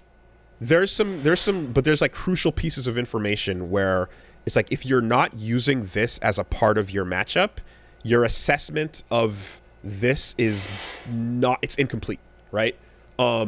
So when Ken does when he does what is it, his Jinrai kicks, right? Yeah. There's a point where you can basically, if it's the light version where he does the little low at the end. Oh, dude, that's the most frustrating fucking thing in the world. Oh my god. Right. So there's a point where if he does the light version, the first kick into that is an airtight situation. Yeah. And if he does the medium or the heavy, there's a gap in between where you can drive impact him, and it'll always work, right? Right. So what you kind of do in this little situation is he does the first kick, you see it happen, you start mashing drive impact, right? Yeah. And then if there's a gap, it'll go through and blow and beat up his medium or heavy version. Or if he's doing the light version, it won't come out because the light version is airtight. And then you stop mashing drive impact as soon as the light version happens. Oh, right. And then you block it, and then you can punish that, right? So, like, there's little moments like that where you have to do a 1 second, like, oh, blow him up, nope, stop. And, like, this is a crucial way to, like, finding out how good this character can be or not, because how many situations like that are in the matchup. So what I'm gonna do is I'm gonna start playing the new character that's really fast, so that I can learn stupid bullshit that people don't know how to deal with, and then rise up into Diamond, and then go, look, I'm good at Street Fighter, and then quit the game forever. Unstoppable. Yeah. No one has time to learn how to block this mix-up. I'm out. I'm trying to make it to master. I think I can do it. But I'm you know, certainly. Is it Diamond then Master? Is that? Yeah, exactly. So I'm currently at Diamond 3, and it gets real, you know, at a certain point though. Like I currently am looking at though a general upward trajectory. So like it feels like it's gonna happen within reach, but there's little things like where I'm like, okay, I can't just look at the 5 Kens I just fought in a row and go run the anti-flow chart, because this is not early Street Fighter 4 Ken flowchart. Sure, this is not that. It is kind of wild how there's still a Ken flowchart, and I've played some Diamond Kens, and like they're still flowcharting. There is like, still wild. But there is a like, just because I know the flowchart's there doesn't mean that it's easy to beat. No, it doesn't You know? actually. It's a good flowchart. Yeah. So here, let me bring something up while we're on the topic. So there is a really great video by Brian F. Shout out to Brian F, because he makes a lot of great fighting game content. And there's a video called "Your Rank is Accurate," and this was made 2 years ago. This was made in Street Fighter V, and he's basically describing how when you are watching a player who you're like, this is a good player, or you're like, I'm a solid player, I know how to, like, I'm well-rounded and stuff, and then someone just starts going crazy and doing bullshit on you, and you're like, fuck me, why did I lose to that bullshit, right? That's one of the most frustrating feelings when you're playing against people online, is I know that I'm more solid than you, why can't I handle the crazy shit you're doing? And it's a really great way of kind of like breaking down the idea that, like, well, the person who you're losing to right there is actually, they know how to do combos, and they know how to do things with their character. The problem is that they're just going all in on the gamble every single time. They're not good at playing cards. They're betting all in every chance they get, and every time you take it, every time you try to play a little bit of push and pull, they're going to steamroll. But that person in other matches that are not against you is losing just as badly, because they're leaving the whole game up to what the dealer has dealt them, right? Mm-hmm. So if you just want to play blind blackjack or blind poker and go, I don't know, I don't care, I'm going all in, and then let's see what happens, you're going to get that win and loss ratio reflective of whatever the cards you were dealt, which means I like to go all in. You know, and yeah. And if you like to go all in, you're going to get the ratio that is like, well, luck will be in your favor or not. you're going to get steamrolled, and you're going to do steamrolling because it just works out that way sometimes. But like the consistent quote unquote player, that's the more well-rounded player, like they're going to lose way more often because they haven't put as much into their offense stat. If you were to put a little, you know, like like octagon chart of skills, you know, like they didn't put as much into their offense stat as that Ken fucking did, who's a spike there but has nothing else, has no defense, has no teching ability whatsoever, whatever. You're lower, you're more well-rounded. That's a basis that you can build off of, that in the long term, as you improve, you will be a more solid player until you become very good and you have all of your bases covered. But the person who spikes in that one direction is going to ride that wave and hit a wall, and that'll be the end of it, because they're not varying what they're doing, and people that know how to deal with that will no longer be threatened by it, right? So I'm gonna play Rashid, and I'm gonna go fast. I gave another example of this in the form of the Sajam story about the wrestler that knew that one move that beat everybody in the first year, and then Sajam was like, I don't know what to do, I can't beat that one move, and he lost constantly, and that this one guy did the one move, carried him through the whole first year, won all his matches, hit second year wrestling, and everyone knew how to handle that shit, and he couldn't win anymore, you know, versus someone who had the basis for strength that could then build on top of it. So like you're gonna, that strength of the player that is doing just the crazy shoryukens and all stop on day, like that is what their ranking is. It reflects the luck they've been given, and that's an accurate thing. And the player who's losing more often but trying to be more solid is just, you're looking at a seed that can grow into something really, really strong, but it has to get there if you know you're gonna keep that trajectory going. But going all in all the time is a product of, you know, doing whatever the fucking Vegas gods have determined your day is going to be like. You kind of are missing one factor, which is the act of getting good at a fighting game. There's always odds, because I never know fully 100% what you're about to do, and you never know what I'm about to do. But it's the act of bending those odds in my favor more often. And if you're not doing that, there's a hard limit to how good you can get. Hey, you know the old thing of like, I didn't buy this game to block, mentality, right?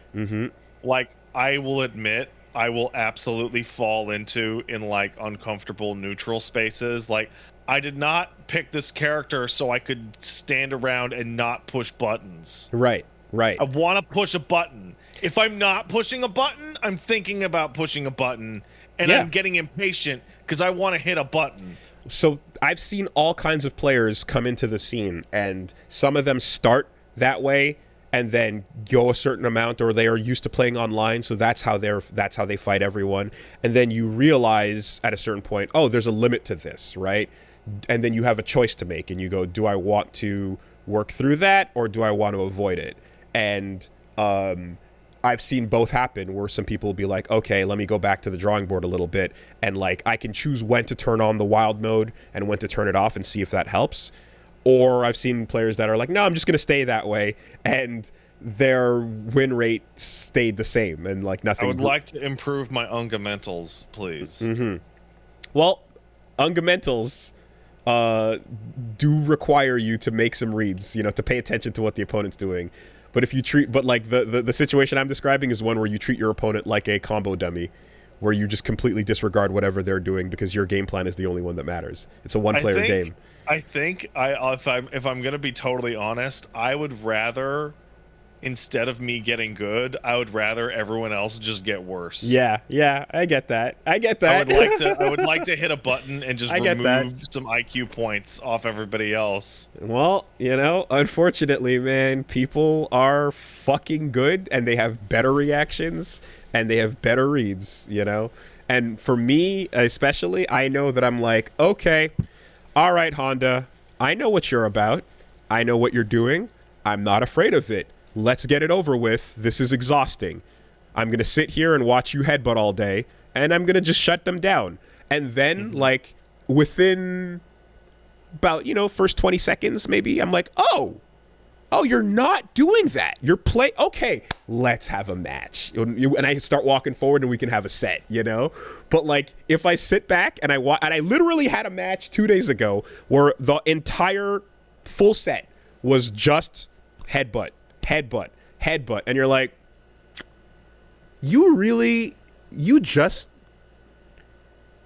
either like, you're playing the one player game right now, or like you got your result after your placement, you got here, and then you're trying to hold on to that, but you're not too sure what else to do right now. So you're you know what I mean? You're like, I'm a do what got me through my placements and hope for the best, you know? But yeah, it's like when there is nothing but a headbutt coming out, you're like, okay, got it. There's zero plan B. What does that person do when you're a round down and a half? You've done headbutts. You've lost all of the exchanges. Maybe I should get back up and headbutt again. I just saw somebody in the chat say playing Blanca rules because you get to press 4 buttons and figure out whether or not your opponent even knows the matchup at all. Dude, I mean, it is a thing. It is a thing to be like, there's so many moments with Blanca where you're like, does he know? And the answer is no. Oh, he doesn't know. Like, they're just like, the drungle, we're going in. Do it for mama. And like, but then the moment the match starts, it's like, does he know? Fuck, he knows. Coward crouch, get away. He knows. So yeah, in a world in which I cannot make other people worse rather than getting better, I will now switch to a character that people deal with more badly than the character I play now, thus emulating them getting worse. Whatever your journey of growth is, it is valid as long as it is a decision to not stay in the same place. Yeah, that's all it is, you know. But yeah, man. So we did learn the Dalsim matchup, and we did learn how to handle it, and I learned some really solid tips for fighting Dalsim that then helped me when I fought them again online. Some, you know, find a nice, fast, heavy button and try to trade with him, his limbs as they're coming in, and then drive rush in and blow his ass up. You know, make sure you're throwing those out, because once he sees that, he's going to be afraid of that, and he'll start have to switching to riskier, stretchy limbs.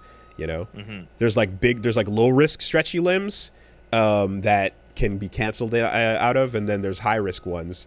But like once you start checking the low risk ones, he'll be like, I got to mix it up more with the high risk ones, and then those ones you can jump in on and shit like that. You know, so it's a good video. Okay, keep an eye out for it. We're gonna have drive sessions coming out with 2 videos featuring RDT.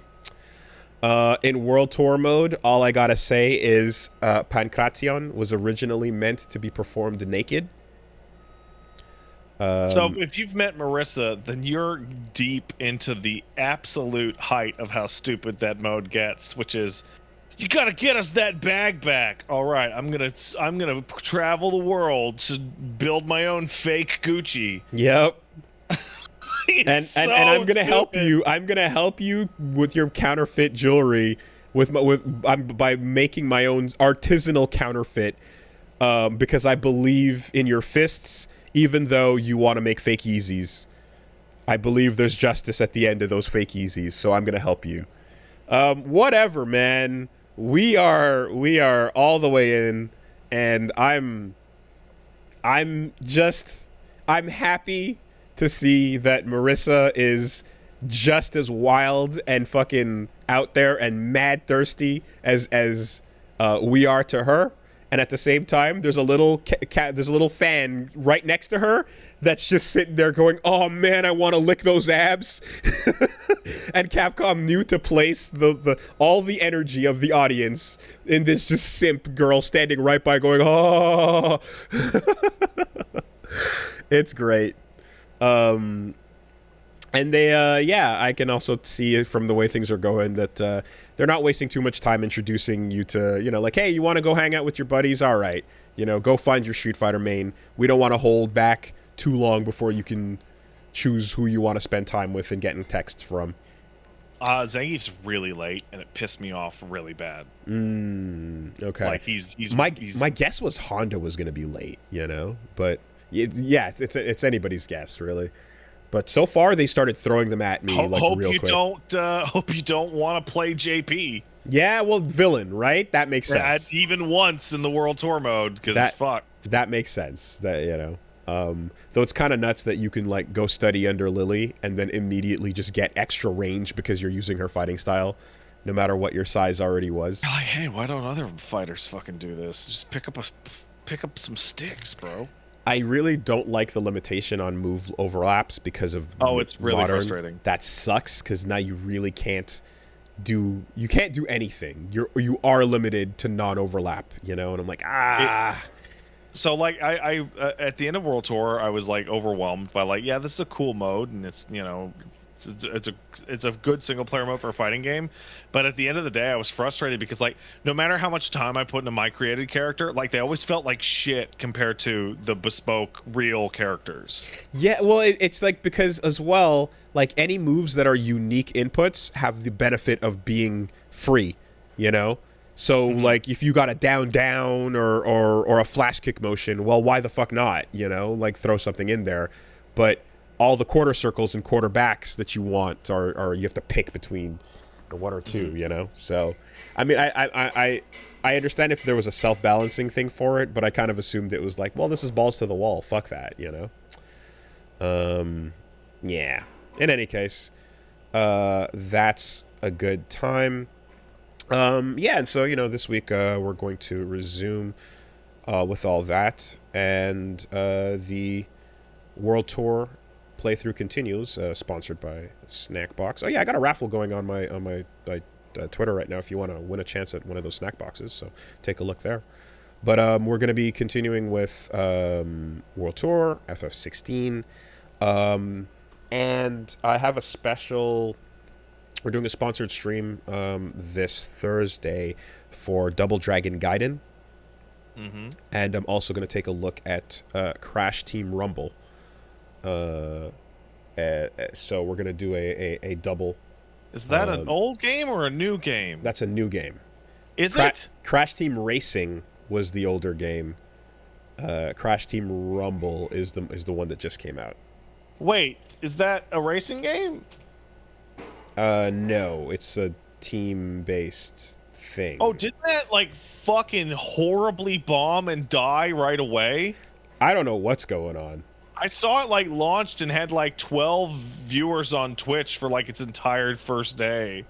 Did it? Yeah. Ooh. It's a moper? Is it? Okay. It might be a moper. You know what? Here, let me do some research. Let me do some more research. Let me figure out what's going on. It's a moper. Let me take a look at the situation and see what's happening behind the scenes, and I'll update you guys on. Oh, I'm sorry. Did you say it was sponsored? Yeah, it's fine. Whatever. Oh no, that game looks great. We'll see what's up. That game looks awesome. You should do it. And yeah. I'm excited. Yeah. So we're gonna take a look at some stuff on Thursday. And then I think I'm waiting on a confirmation of an event, but if it's not happening, then we'll be doing another Woolie versus whatever on the weekends. So come hang out; it'll be a good time. All right, let's take a quick break. Look, I'm gonna be playing Double Dragon Gaiden. We're gonna play some Double Dragon Gaiden, and we'll see what's up. And anything else on the schedule, we'll just, I don't know, we'll see. I'll keep posted to my Twitter, where we'll find out what the schedule will be like, as well as who's gonna win that snack box. That's what you should do. Yeah. Would it be outrageous if you were like, Reggie won the snack box? Isn't that crazy? There was, so of the random draws, the one I did on the Reddit, there was some of them were like, there's like the grand prize and then there's like the discounts, and one of the codes did like get randomly picked by I think it was Manita, and I was like, yo, random draw, you got one. What can I say, Totally random. But that's it. I'm like, yeah, I have the entire fucking video of the random select and the pulling of the it's all there. Like there ain't no I know people that are like, yo, any employee discounts? I'm like, sorry man, it is what it is. Beat the odds, you know? But All right, let's take a quick break. I'm gonna piss myself. Excuse me.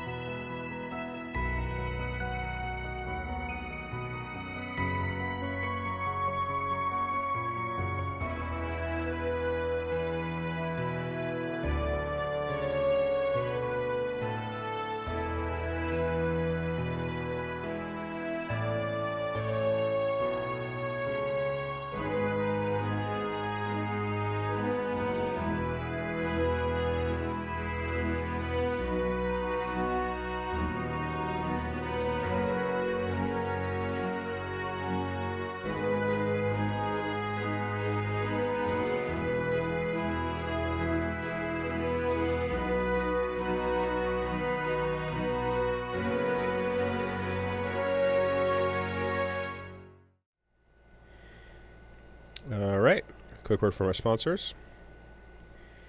Did you change microphones? Hmm?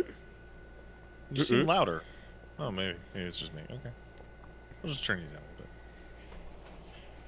bit. Oh, weird. Okay, never mind. Anyway, quick word from our sponsors. This week, what do we got? Da-da-da. Hello, Fresh. Hey. That's how I greet the box at my door. Yeah, got it. I got my box just this morning, actually, and there it was. I'm like, hello, Fresh. Fresh. There it is. And Fresh was like, what's up? Yeah, farm fresh, pre-proportioned ingredients, seasonal recipes, all that stuff that you want to get to make cooking easy, fun, and affordable, and skip the grocery store.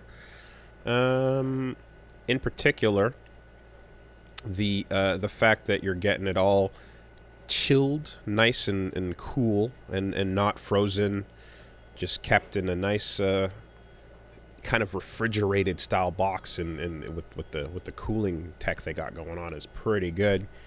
And yeah, you don't just got your regular healthy meals as well. You can go vegetarian, vegan. You can go with your meats. You can go with all kinds of calorie or protein smart lunch and dinner options.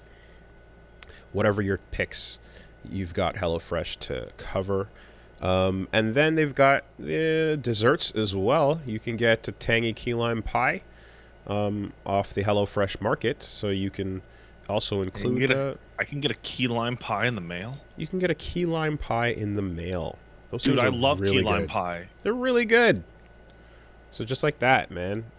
Every week you could customize and choose if you want to add a little bit of extra to your sides or switch them up. 40 different recipes to choose from each week. You'll never get bored of the options. You'll always get to experiment, find something new to love. And yeah, we're talking about recipes that can be ready in just 15 minutes or less, and it's 25% cheaper than takeout. So you can follow the simple instructions and get yourself good tasting food whenever you want it, delivered straight to you.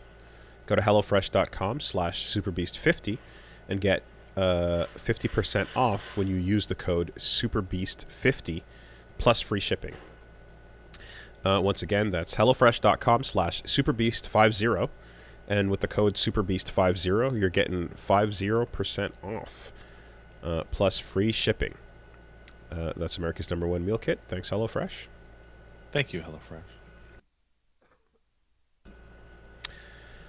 This week we're sponsored by ExpressVPN.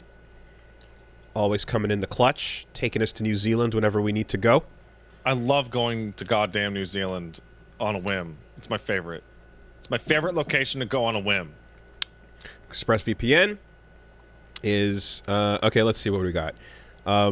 Using the internet without ExpressVPN is like forgetting to mute yourself on Zoom, and when everyone hears you trash-talking your coworkers, it might just be harmless banter, but if your boss overhears you talking about his receding hairline, oh my god.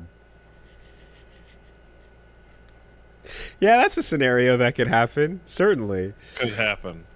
Could. Look, yeah, at the end of the day, ISPs want to sell your information to ad companies and tech giants who want to use that data to target you.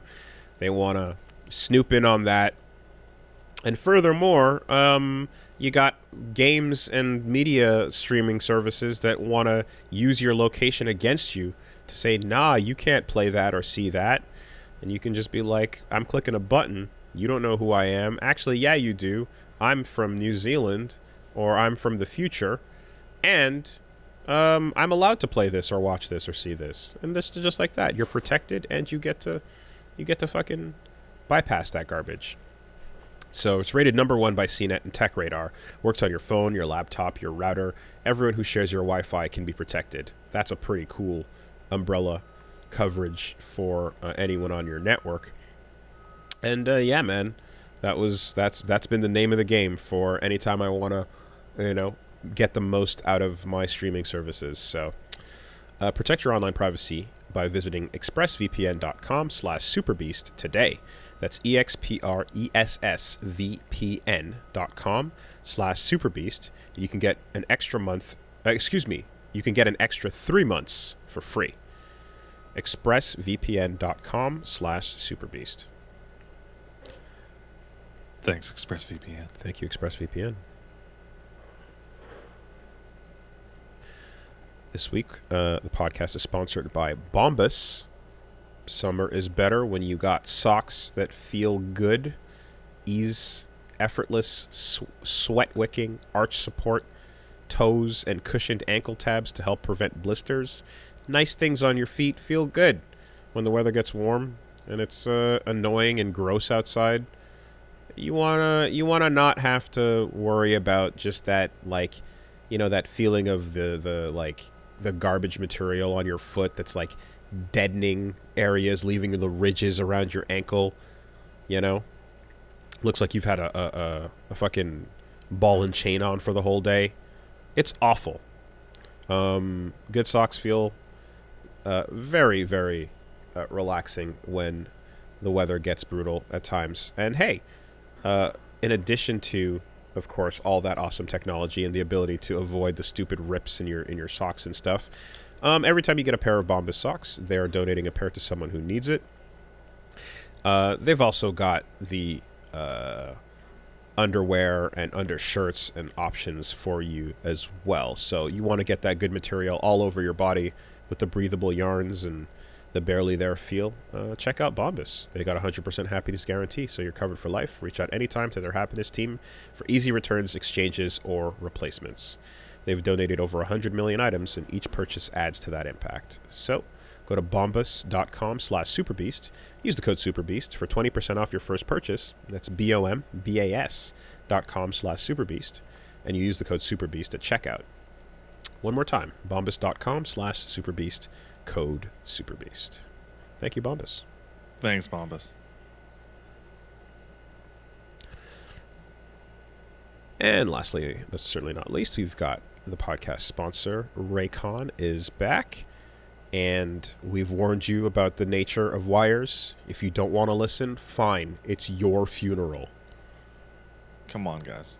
But at the end of the day, you want to get yourself in with some easy, convenient listening. Raycon wireless earbuds are there for you. You want to be able to get that battery life going, 32 hours, including 8 hours of playtime, so you can listen to what you want when you want for a really long time. They got custom gel tips for a comfortable in-ear fit. You're getting half the price of other premium audio brands, but they sound just as good, and they've got a 45-day happiness guarantee, so you really can't lose. You want to get in there with the lack of cords. We've warned you. Well, I'll warn you again. I'm going to keep warning you until you trip over one of those cords and fall down the stairs, and then I won't be able to warn you anymore. You will curse the day that you have ignored our wire warnings, you know. But until then, I mean, really, consider it a PSA. Wires are a liability. You need to get them out of your life, and you can start with some Raycons. Create your own soundtrack with Raycon. Right now, Castle Super Beast listeners can get 15% off of their Raycon order at buyraycon.com/superbeast. That's buyraycon.com/superbeast to save 15% on Raycons. buyraycon.com/superbeast. I just walked downstairs, speak to my wife. She hit pause, and she pulled out the Raycon to be like, hey, what's up? And I was like, oh, hey, what's up? And it's a day-to-day thing. So it lets her avoid the horrible noise of this podcast. It's not something you want in your life every week willingly. Damnation be upon those who do. Thanks, Raycon. Thank you, Raycon. Okay. Yo, do you want to talk about the enhanced games? Enhanced? He's the fastest man in the world. Oh yeah, I want to talk about He has this. broken Usain Bolt's 100-meter record, but the world isn't ready for him. The Olympics hate him. Come and watch him compete at the 2024 Enhanced Games. So The Dark Olympics rises. So this is a drug Olympics that they're gonna have supposedly, and they're gonna see just how fast human beings can go. And I was really excited. Until I actually clicked. I went to their Twitter page and I looked them up, and they have a website. And I looked up, hey, the post you're talking about. This man is so fast. Yeah. And it's a picture of a guy with his fucking face covered. Yeah, like yeah. his arms covering his face. Yeah. And then you go and you click through into that thread, and you find the most bizarre back and forth from whoever's running the Dark Olympics Twitter account, because everyone's like, "Who the fuck are you talking about? Who is this? Why are you lying?" Right? And they go, "Well, we're protecting their anonymity so that they're not ostracized by world sporting events organizations." And then the response is, "But they're going to compete in your event in public, right? Like, everyone's going to fucking know." And they're like, and then it's just back and forth over and over and over. And it makes me think this whole thing is a massive racket. Wrong, because we've already solved this problem. Clearly, this unknown mysterious racer, this hero, this dark horse of the Dark Olympics, can wear a goddamn Char Zex Marquise Mula Fraga mask, Racer X mask, and mask his identity while competing. We've already been over this. Anime has taught us about Runner X and the truth that can be hidden from those who can't handle it. And if you're thinking, oh, okay, hold on, fuck you, Woolie. We know that's your stupid anime, that's your stupid Gundams and your speed racers. Well, yeah, you're forgetting about the masked magician who came on Fox to broadcast the truth behind magic exposed back in the day. And there was a magician who he had to hide his identity because he was being threatened by the magicians that were unhappy that he was going to reveal their tricks. And he would go out to explain every trick and then show you the truth behind the trick back in the day. And it's basically like, what if the Penn and Teller Fool Us bit didn't have an ounce of fucking class about how they were handling the situation, but he kept his identity masked until he didn't, and he revealed who he was, when he thought when he thought it was time to show the world the truth. So, we can do this. We can get the costumes ready and hide the identity of our racers and any athlete that wants to compete in these Dark Olympics while they juice themselves up to fucking shit. I feel like, let's say the Dark Olympics go forward. First of all, I'm all for it. Do it. I feel like I'm going to watch it, and I'm going to be disappointed that they are not juiced hard. Yeah, not enough, right. Like, See, I want people that are visibly suffering from the negative effects of steroid abuse, just like being wheeled out to the track before they burst off in a flash of speed.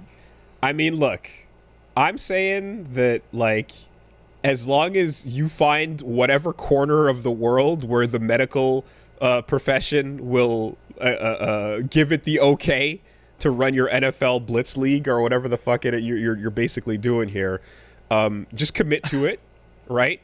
And commit to, if the identity wants to be hidden, allow that to be the bit. So, for example, if I were to ask you, do you know, are you familiar with Rod Smart? Do you know who that is? No. Okay. Perhaps you might know him as his other name, He Hate Me.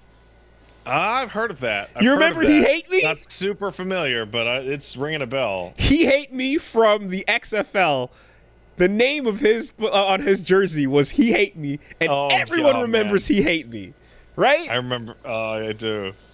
And you'll never forget. You don't know who Rod Smart is. This is what we can do. Build the character. Build the character. Get the kayfabe going.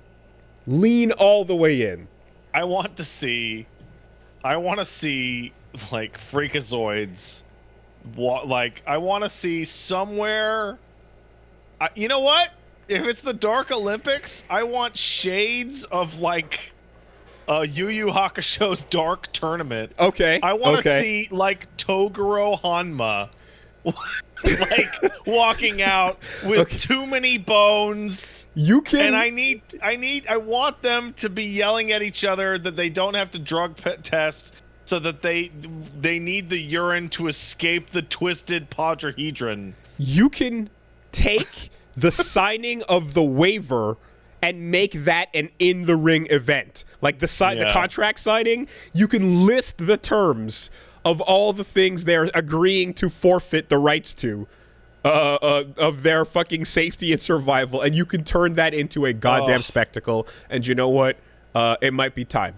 It might be time. It might be what the world needs right now. A little bit of distraction, a little bit of Dark Olympics to brighten your day. Okay, so there's something here that you might not be aware of. Woolie, are you aware that in the Special Olympics there are jumpers and some very specific types of sprinters in track and field that actually beat like regular athlete times? That's crazy. I didn't know that. So it's the guys with below knee amputations. They use they use the sprinting legs that are like a big semicircle.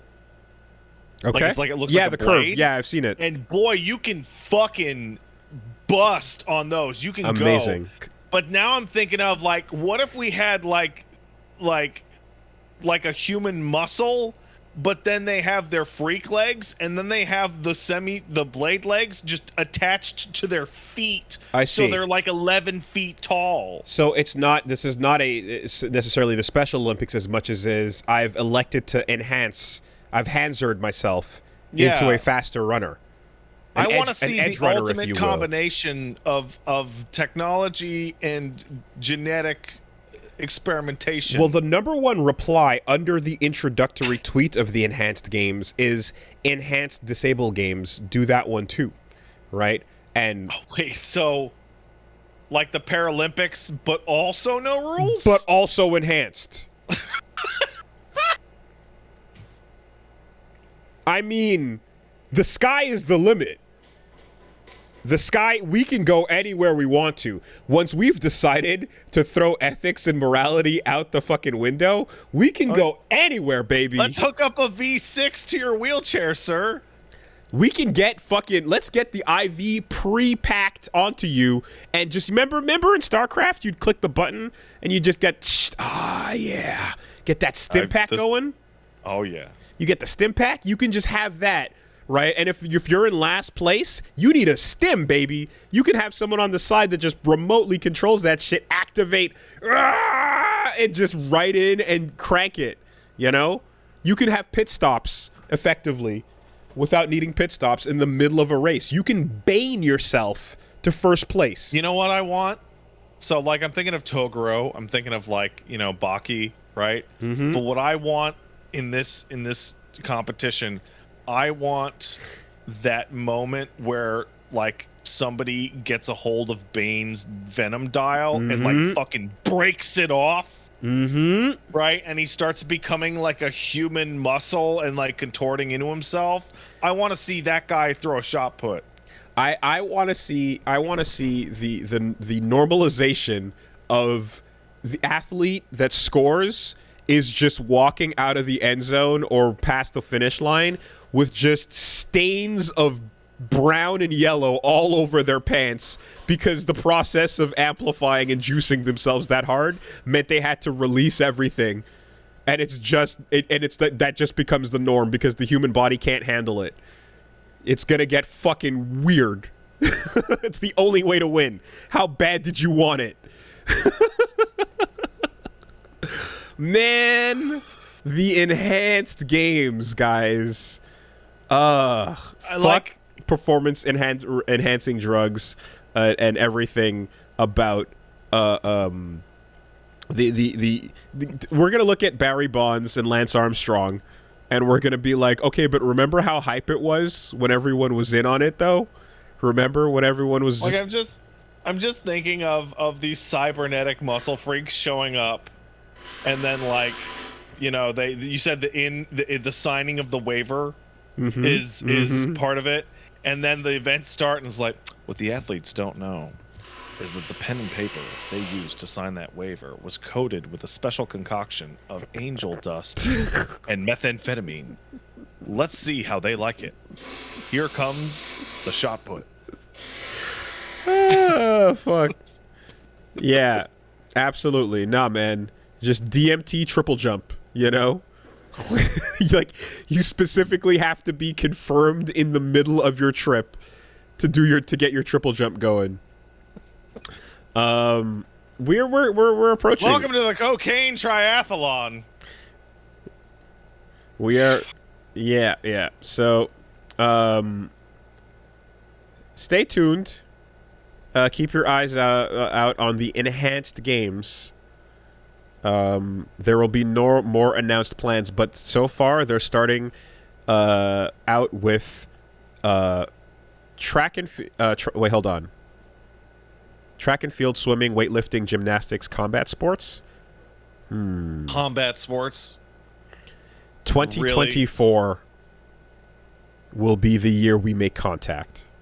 I feel like the combat sports is the part where, because there's gonna be a moment where they're saying this is the Olympics with no rules, and then somebody goes, really, no rules? And then they do something and they're like, okay, maybe some rules. Megalobox just walks into the ring. Yeah. All right, I'm boxing. Sir, you are head to toe in full plate armor. Yeah, I'm boxing. Kaplow. God. And it's just like we've learned the hard way many a time that, like, motherfuckers are down to die to get that fucking dub. They'll do it. You know, like, the regulation is not based on the idea that, like, they're not gonna do it and you know, people are gonna be sane about this. No, given the chance, fucking all in. You know? So, yep. There you go. Exciting. We will find out soon. We'll find out soon. Very exciting. All right. In the meantime, on the other side of things, as we basically enter modern Olympic Coliseum gladiatorial games, hey, would you like to fuck a bear? No. Well, but the question is whether or not I'd like a bear to fuck me. Well, here now. Would you like to be a bear and do the fucking? I don't know. This is a tough question. Why do you bring it up, Woolie? Well, because the answer can be found in the heart of Baldur's Gate 3. We saw a demo this week that showed off some of the druid romance options and the various things you can do. One scene of which involved the ability to, and apparently this is it's gated out by a couple of checks. So, you know, you have to really opt in if you want to go this road. Yeah. So, did you actually watch the demo itself? Not the full demo. No, I saw the moment. Like, it's really funny. So, what happens is you're like, I'm about to have some gay sex with this elf man, right? And elf man gets all like, oh, and he fucking just turns into a bear, just straight up. And then he pulls it back and he's like, hey, sorry, man. When it gets fucking excited, you know, the bear shit comes out. And you're hit with a dialogue tree, which is like, it has the 4 options, one of which is like, yeah, okay, fucking do it. And then option 2 is like, you know what? No, it's fine. Let's just do it the normal way, right? And then the third one is like back out, like, of the whole encounter. And then 4, I forget what it was, right? And so he's then sets next step. He explains, well, listen, it could be like really intense and, you know, large. And number 1 on that dialogue tree is large is what I'm here for. Yeah. And I guess, and once you get through the checks, you just get your scene with the bear just walking all up, and a missionary seems to be the way we're gonna start this. They cut the Hard part cut. of that cutscene for the stream. Hard cut to a chipmunk dropping its Getting acorn. traumatized.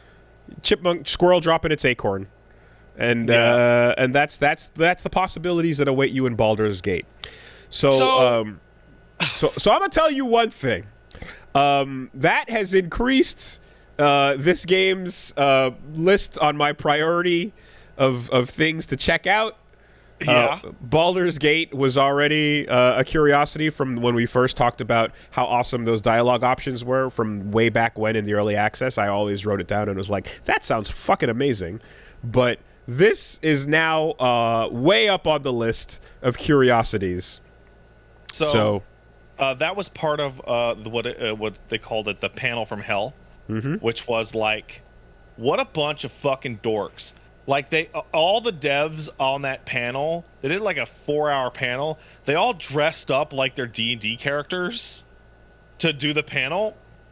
And what a cute thing to do. What a massive mistake in terms of presenting a panel. Because the main presenter was wearing full plate, and his fucking microphone was pinned to his lapel. Oh, Jesus. And every time he, like, slightly moved, you would hear, like, clank, clank of plate. Didn't think it through.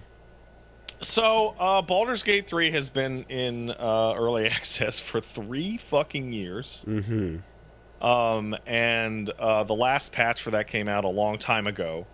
And the panel from hell was showing off, okay, here's the kind of shit that you can expect in the full game. And so they showed off, there's controller support. They showed off actually wandering around Baldur's Gate. They showed off a bunch of miscellaneous features. And then the big one, the one that's everybody's talking about with bear fucking, is they showed off the romantic options in the game.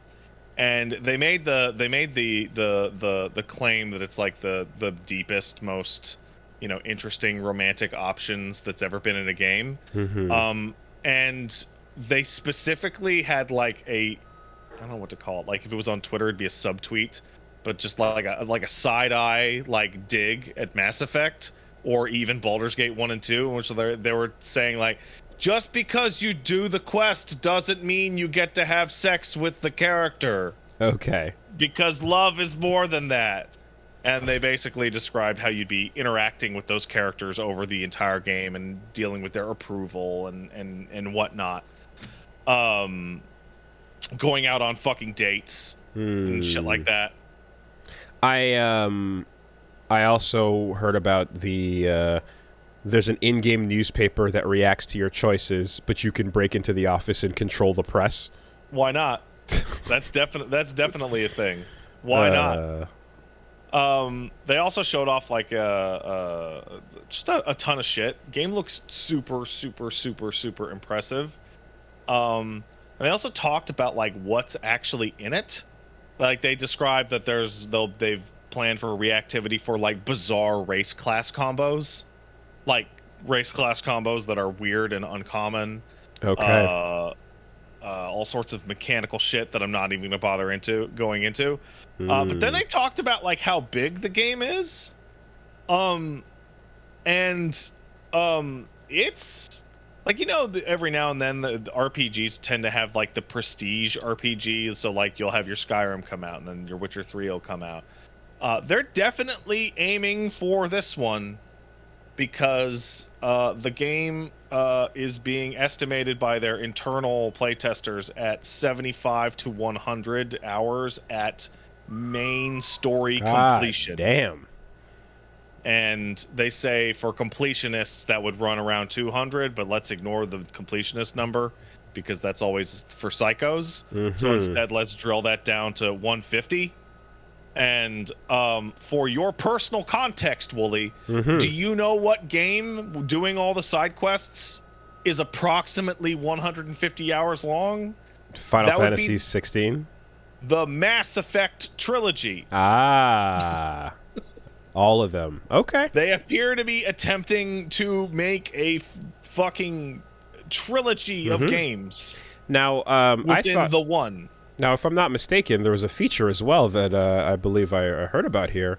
I believe Baldur's Gate 3 features split-screen co-op, does it not? It does. It Ah. absolutely features split-screen co-op. That's interesting. It, I it wonder. also features online co-op. I wonder how the dialogue choices and story and stuff are handled by those types of. Tell you, who activated the dialogue prompt is how it works. Okay.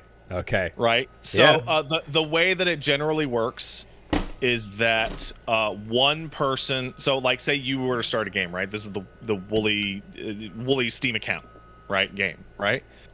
When you're on split screen co-op, what you do is you go into formation and you select player 2 controls this character or this character or this character or these two or these three, right? And then you divvy up who is actually controlling what, but who is actually running the show is going to be almost entirely defined by who actually walks up to and talks to the NPC or crosses the boundary threshold.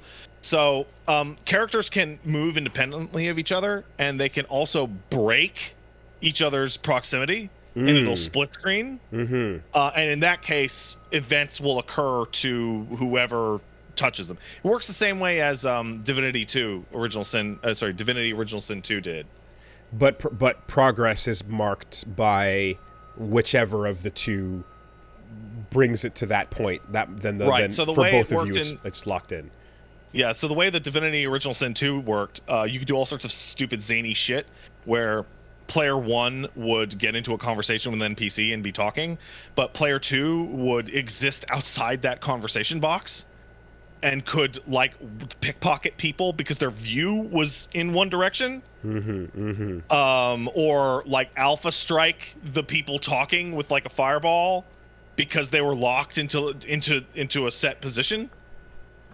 All sorts of stupid shit like that. Hilarious. Yeah. Okay. That's something. That's something.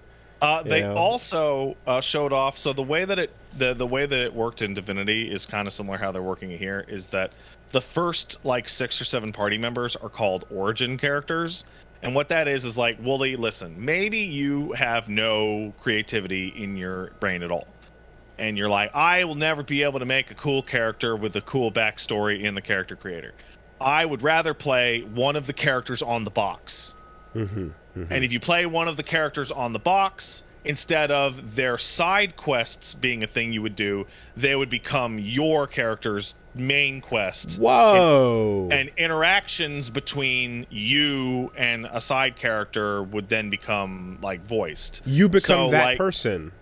So like the bear fucking scene is between a party member and a party member, but in that scene, the elf guy is being controlled by the player character because they chose that as their starter. You get to be an NPC if you. Oh wow, that's really interesting. So they realized, well, that kind of means that a completely custom character is missing out.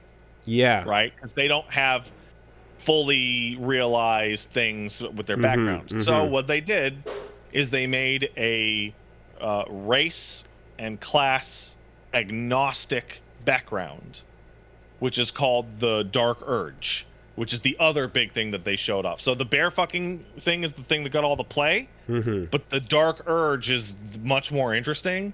So the Dark Urge is a backstory you can apply to anybody, and it turns your created character into an origin character that has their own backstory, their own storyline, blah, blah, blah. And the Dark Urge is, you don't know what your backstory is, but you will be constantly prompted in dialogue to attack everyone around you and murder them and bathe in their blood. Jesus Christ. Okay. So they had a demonstration where when you meet the wizard in Act 1, he's got his arm out of a portal. And he's going, help me out here. And what you do is you go up to him and you pull him out of the portal, and then the wizard joins your party, right? The Dark Urge character gets multiple new options for that interaction. The first of which is daydream about chopping the arm off and drinking the blood. Jesus and they picked Christ. it, and your vision faded to red.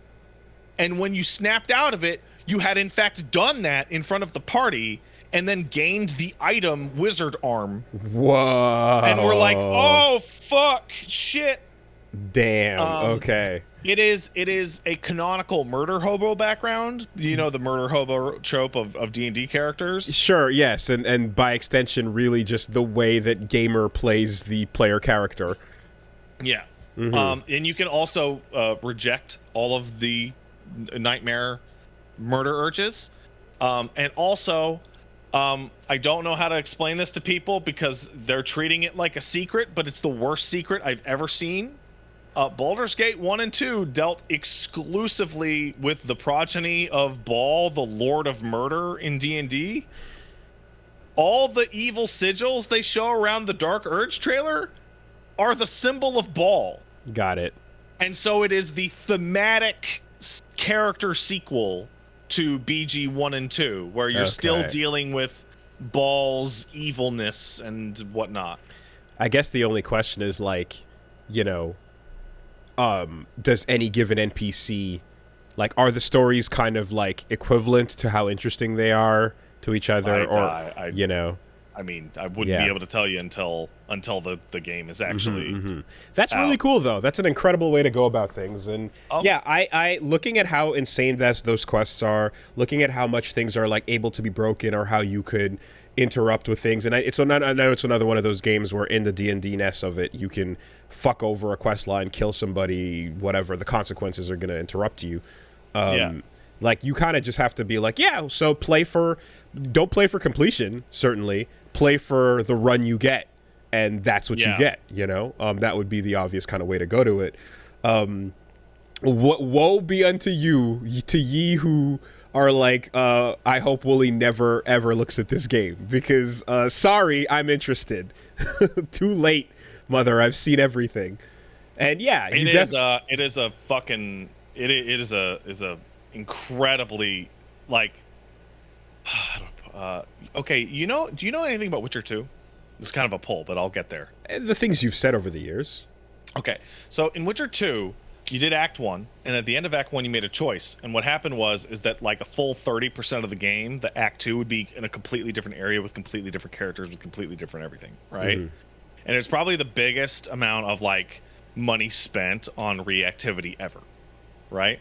So one of the things that they were talking about in the demo is they were showing like a very small bit of Act 2, which, you know, is not in the early access build.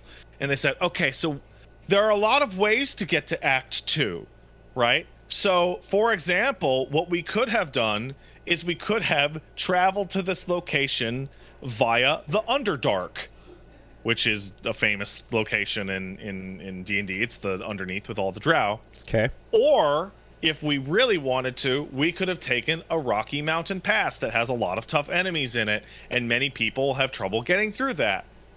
And those are mutually exclusive ways to get to the Act 2 location. And they've described that there is a bunch of that in the game as well, where there are like one-off mutually exclusive sequences or areas or encounters. So they're building it for like max replayability. Yeah. No, that's exactly it. The full disclosure, I saw a discussion where people were like, oh, the indecision of how I want to go about completing everything in the first run would make this like a horrible, unwatchable mess. And I'm like, no, if the game is all about the consequences, you would have to just stop and accept that you're doing a wild run where you don't get to see everything, and that's exactly it. You know, you can't. You have to accept it. And realistically speaking, given the nature of like the games I do want to get back to and play and everything like that, I think what I'd probably do is just take a quick look at this for a couple sessions and see how it goes and see what's up, you know? I'd just be like, let me just get my hands on this, take a look, see how fun it is, and get a feel for how it's going, and then, just try to experience some of what that's about. So, Woolie, do you want to hear... So I'm going to stream this game, right? And so because I'm going to be streaming this game, I decided to do some mathematics on the game based on my personal. So I have a lot of experience with Baldur's Gate 1 and 2, right? And for the record, the hour counts we're dealing with is Baldur's Gate 3 is the equivalent of Baldur's Gate 1 plus 2. Okay. Like the whole thing. So I know how long my streams are. I know how long I tend to do chatting and gameplay, and I know how many times I stream a week. So I ran the math on it and came to the rough equivalent of a pseudo, main story plus side quest thing would take approximately 35 to 40 separate streams. And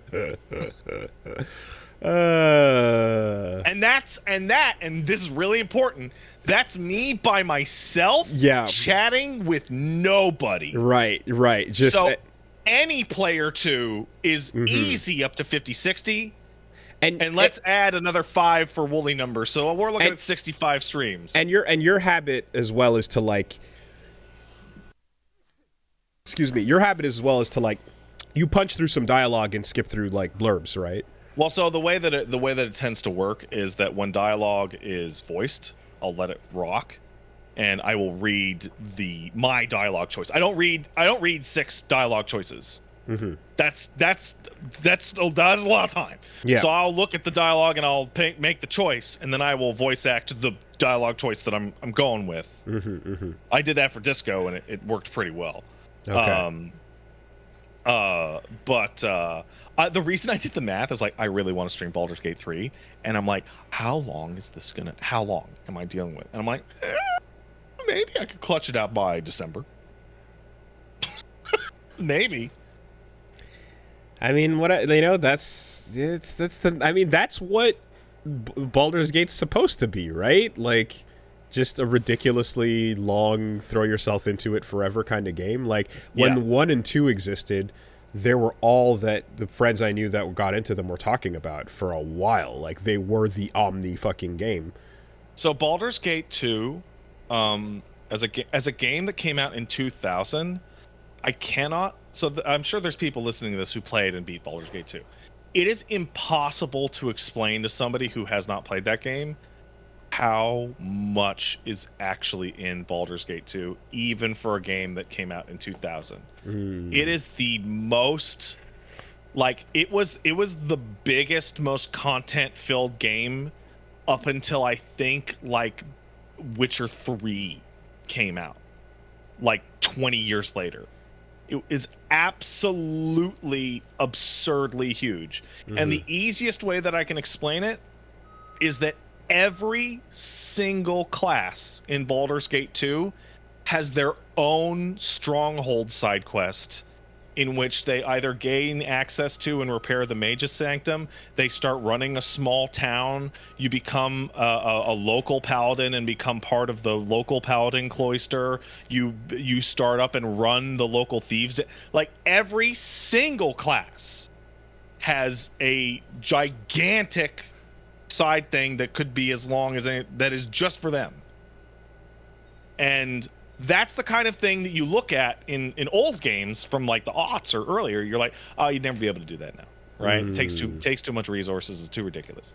And then Baldur's Gate 3 is coming in going, we're gonna do that. Actually, we can kind of do we're gonna do that stuff in the modern game like context. Yeah, that's like incredible. the trailer they showed off with all the characters smooching and kissing. Like, that's cool. What's more interesting is that every single angle of shot in that trailer is a different type of location.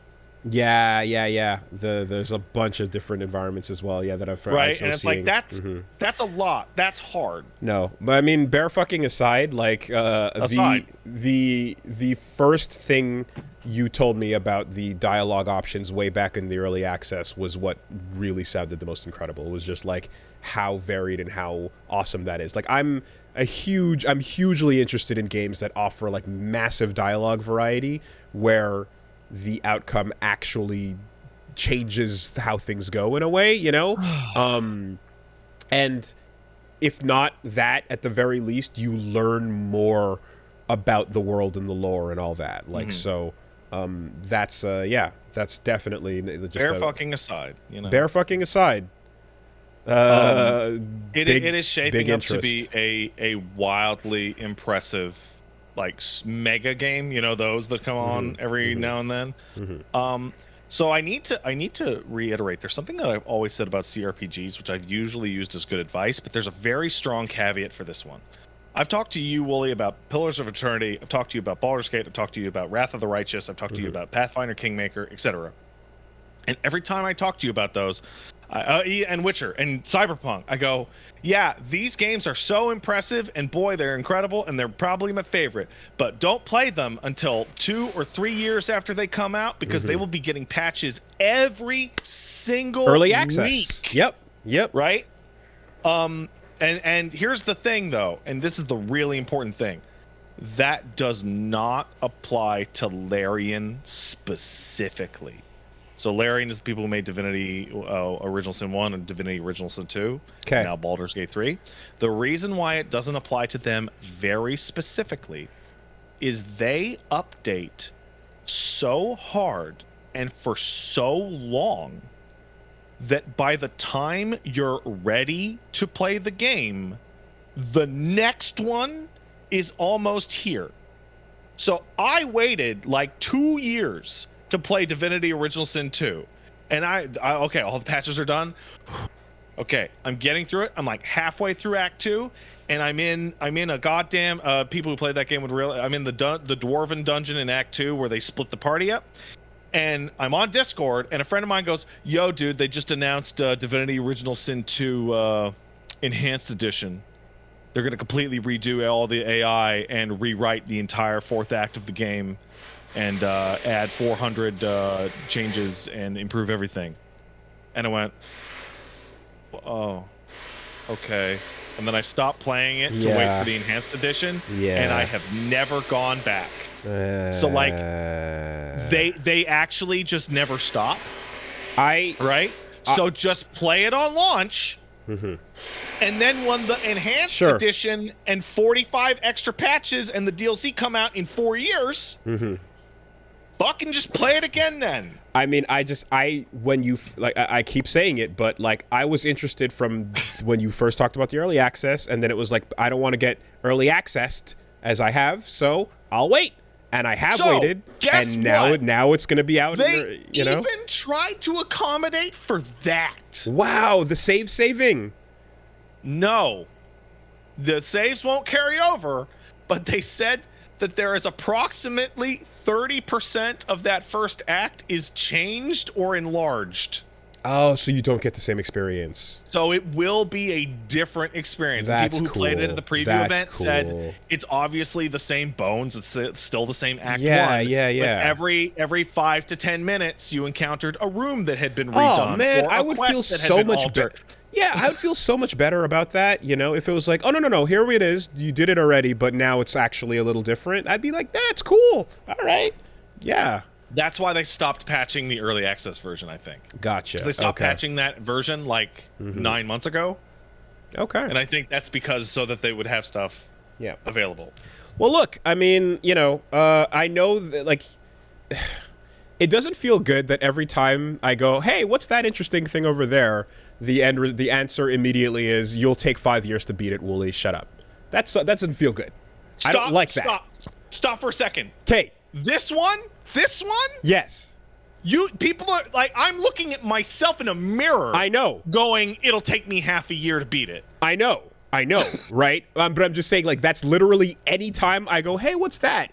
Duh, right? Every time. It doesn't feel good to literally live my life like that moment to moment with anything. Anytime I drop a title of something, you know? Yeah. And the eyes roll and the scoffing commences. So whatever. It's just a cynical fucking wall that is always there. That's, at the very least, where I'm like, well, this is where me taking a look at something for a brief period of time to see how it feels for a chapter or two and, you know, mixing it up and seeing how it goes and stuff would just be like, at least I can get a feel for it and see how the stuff that is interesting to me, you know, is going to shape up. And that way it doesn't have to be like, oh, 2025, you'll hit the credits or whatever. We can just take a look and see how it goes. Can I offer if you I mean you're obviously going to take a look at it. You seem excited. Yeah, I have one man. piece of advice. Yeah. For you. One really, and this is video game but also stream advice. I would highly suggest to you, one Woolie Madden of Woolie Versus, to prior to your show spend multiple hours staring at the options in the character creator, because there is a lot in there and you could easily blow a whole day just making picking through options. I've definitely taken the opportunity. Yeah. So in recent things, I've taken the opportunity to character create off camera, you know, and make a recipe. Yeah. Sounds good. Paige, when I came over, no, it wasn't today, but a couple days ago, I went to take the dog for a walk, and Paige was like, "Oh, hey, you mind if I fuck with Baldur's Gate 3 on your Steam?" I'm like, "Yeah, sure." She's like, she wanted to make a character and just, you know, press buttons, right? I got back from walking the dog, and she hadn't even pressed one choice on the button. Yeah. Right? Okay. Like she was on a human character and was looking at the classes, but she hadn't picked a human character. She just wanted to move the dial over to look at the classes. Episode 0, Disco Elysium. The whole thing is character creation. Is the name of the episode. It would be that for sure. Yeah. Oh, also, I don't know if you know this, but Baldur's Gate 3 has Twitch support. Oh, integration? Yeah, it's Twitch integration. Like minor or major? Let me double check. Like, are you affecting? I believe it is actually fairly simple, similar to the Disco Elysium. Oh, Twitch voting choices. Okay. Nice. Let me take a look. Involve viewers making big decisions. Viewers can vote on dialogue choices. In addition, they can interact with your overlay to check out your character stats, inventory, and other critical information without constantly pestering the streamer to check their bags or character sheets. Okay, that's good. That's good. The one, right? Is just like, what do I do? What do I do? Decide for me. Yeah, and then ignore that. Exactly. Well, that's what I was about to say. Is as much as the Democratic vote is leaning towards the lulls, you as a collective group would never be making as interesting a decision as Red Shepherd would make. You could never dream of being that wild. So fuck you, all of y'all. That's good. Okay. Good to know, man. Yeah. Also, the game is coming out. So it's coming out like way early on PC. A month early, yeah. So here's the thing. Over a month early. I didn't know this, because anybody who owns the early access gets auto upgraded to deluxe edition, which, that's a nice thing. That's nice. The deluxe edition has the first full act out 3 days early. So the game's actually coming out on July 31st. Whoa. Oh, wow. Okay. Coming out in 2 Mondays. Jesus. Okay. Huh. And it's gonna hit on the console on the September 6th or whatever, which means that it is now not anymore. Is that changed? Oh, bummer. Okay. It has now become the basis of the saddest console war shit ever, as it will only be coming out on the PlayStation, and the Starfield on the September 6th is only coming out on the Xbox, even though they're both on PC. Well, Master Race, I guess. So the difference is, you know what the funny thing is they absolutely want to put it on Xbox, but the Xbox Series S can't handle the split screen. Even with a bad frame rate? It specifically starts to fall apart when characters move just far enough apart that the screen actually splits. And it's the CPU calculations. It's like way too many. Did you play with a controller? There's no controller support now. Okay. But I did play Divinity Original Sin 2 with a controller. And it's the way Divinity Original Sin 2 it works is that it works really, really well. Really, really well. I assume you have your hot, launch... you still keep your hotbar, right? Yeah. And with Divinity, you just hit like triangle or Y, and then you just move around on your hotbar and select things. I assume the launch will have controller support. Oh, it will. Yeah. Yeah, it will. Okay. It absolutely will. Because I mean, the console version's coming out a little later. Also, there's always controller profiles as well for even a game that doesn't support it. Someone. Oh might no, have but it will absolutely officially support control. You can see them using a controller in the most recent great trailer, yeah. and they were using a controller to work the game in the panel they did. Perfect. Okay. Like there's a view that's like kind of behind, like kind of Mass Effect-y, like behind the character's shoulders that they show off in the recent trailer. That's clearly the controller support. I don't know if it's going to be in there, but like Divinity Original Sin 2 had the best solution to this problem. So you know these CRPGs, they have like a million tiny items, like they have like a shovel here and an apple here and all this shit and all over the place, and like moving your character and like slightly nudging them in the right direction to highlight these things is a massive pain. In Original Sin 2, what you did is you held down A or X, and a big fucking circle would expand around your character, and then when you let it go, it gave you an inventory list of everything in your proximity, and you would just scroll down it and click, I want to go to the crate, I want to get the apple, I want to get this. Okay. Yeah, that's a similar thing to what we were just describing with bone fucking... Yeah, very similar. So there, I see folks in the chat saying, hey, I would like to check out Baldur's Gate 1 or 2. Either play that game on easy or look up how to make an Advanced Dungeons & Dragons 2.0 character in Baldur's Gate, because boy, you can make a really, really fucking terrible D&D 2.0 character real easy. You've already said that this game is great for jumping in, doesn't matter Baldur's Gate 1 and 2. But, it's 120 years later. But any references will be like, yeah. But just out of the curiosity, like, any recommends on a, like, here's what happened in Baldur's Gate 1 and 2, like, video or something like that. You could look that up in like 5 minutes. Yeah, okay.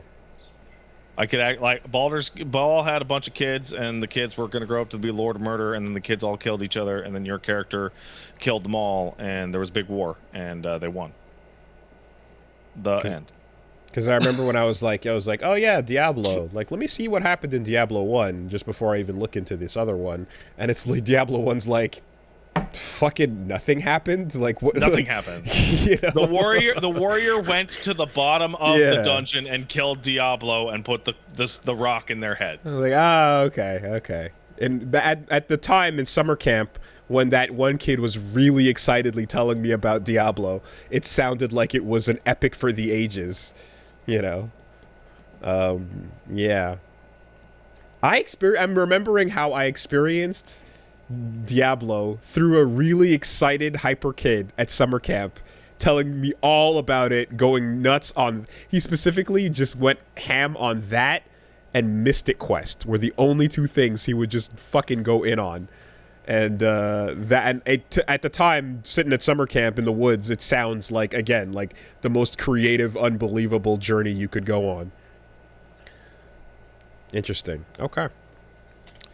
So, Baldur's Gate 3. It kind of slowly crept up, and then bear fucking was the lightning strike that made everybody look at it and go, oh, wow, there's a lot of shit here. They saved it. They saved that shit for Evo. So the best part about the bear fucking, there's two things. One is it absolutely got the Larian fucking banned off TikTok, which is super funny. They were like live streaming it on TikTok and they got fucking banned.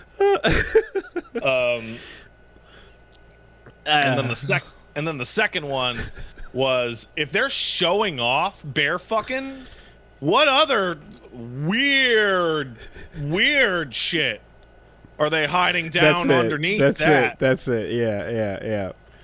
Yeah. That's good. Yeah, you guys. I'm just. You got the title. That's correct. All right. Save it. Okay. So speaking of I guess world building and such. So EA has announced a single-player Black Panther game coming out from a new studio. And it's like, okay, that's cool. Immediately, I go, can you just sell me the Wakanda art book and concept designs for all the locations and what that is? Because I kind of want to just sit and watch the Wakanda concept meetings and planning more than I want to play the Black Panther adventure game. Like, I legit just want to see that. It's an adventure game? Or a single player action game. Oh, well, I feel like the time has passed. Yeah, I mean, well, you know, you had Avengers, and then you had Guardians of the Galaxy, and those were different studios that took a crack. This is a new one that's doing it. The studio is called Cliffhanger Games. So, you know, there's all that, and yes, of course, there's the Black Panther comic books. Yes, I know that. What? I like the... I'm sorry, I kind of zoned out. Are you saying Black Panther has comic books? That's kind of wild, I know. From the movie character? They adapted the movie character into a comic book.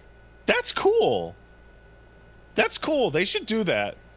I think there's a lot of Marvel movie characters that people might actually like comic books about. Do you think how would you feel if we brought out the White Panther?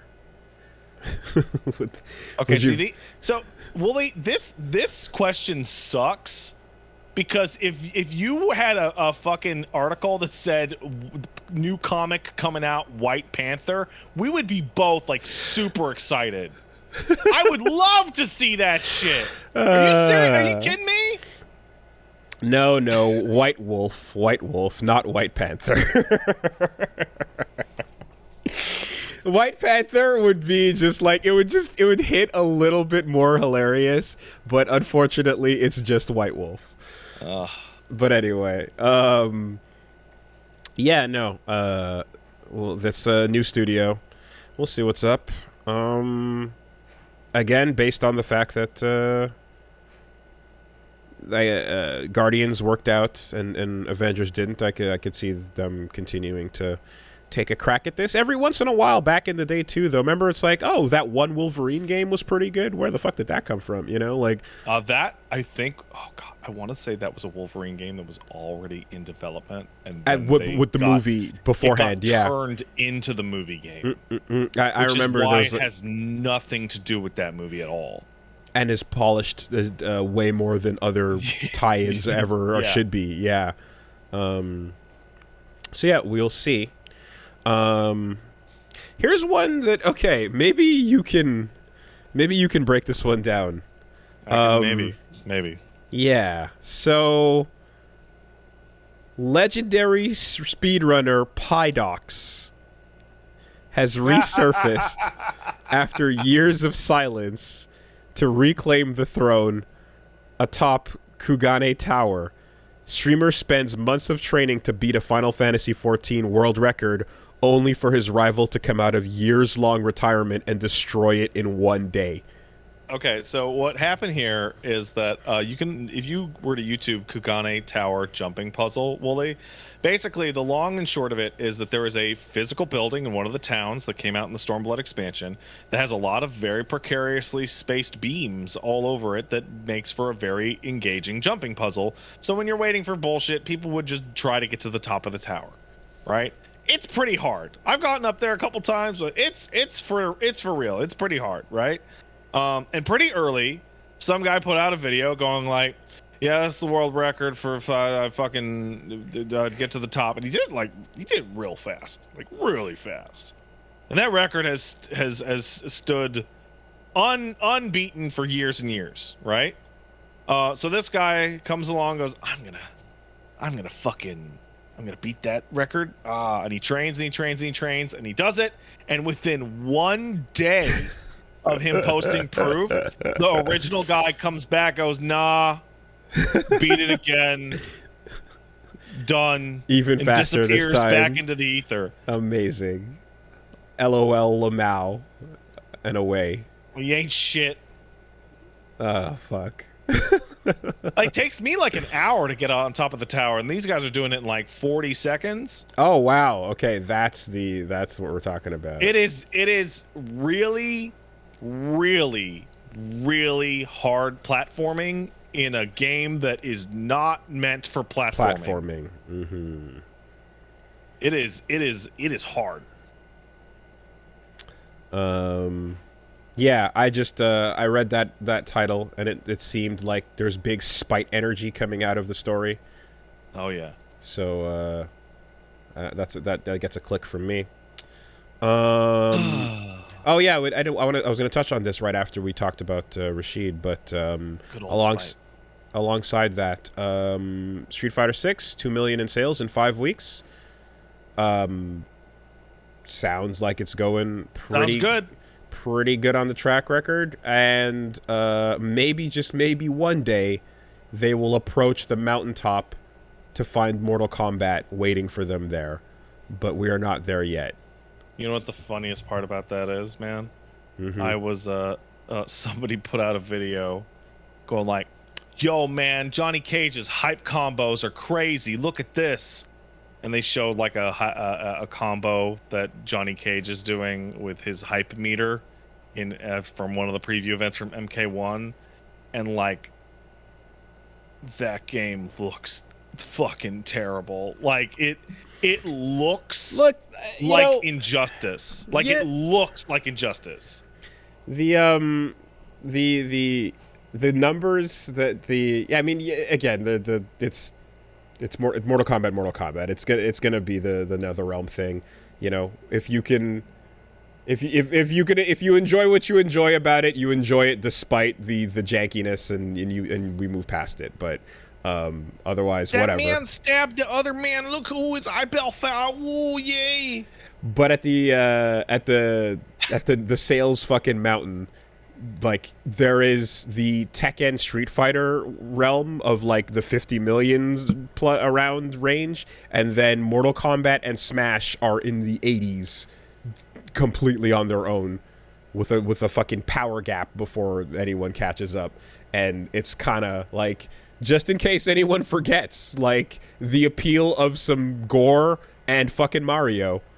You know, that is how you sell. That's how you sell the fighting games. That's it. You gotta get a Keyblade or bloody titties. Yeah, there's two types of audiences there, and those games appeal to it perfectly. One is adults who want to play a video game, and the other is adults that want to play a video game made for children, which is the people buying Mortal Kombat.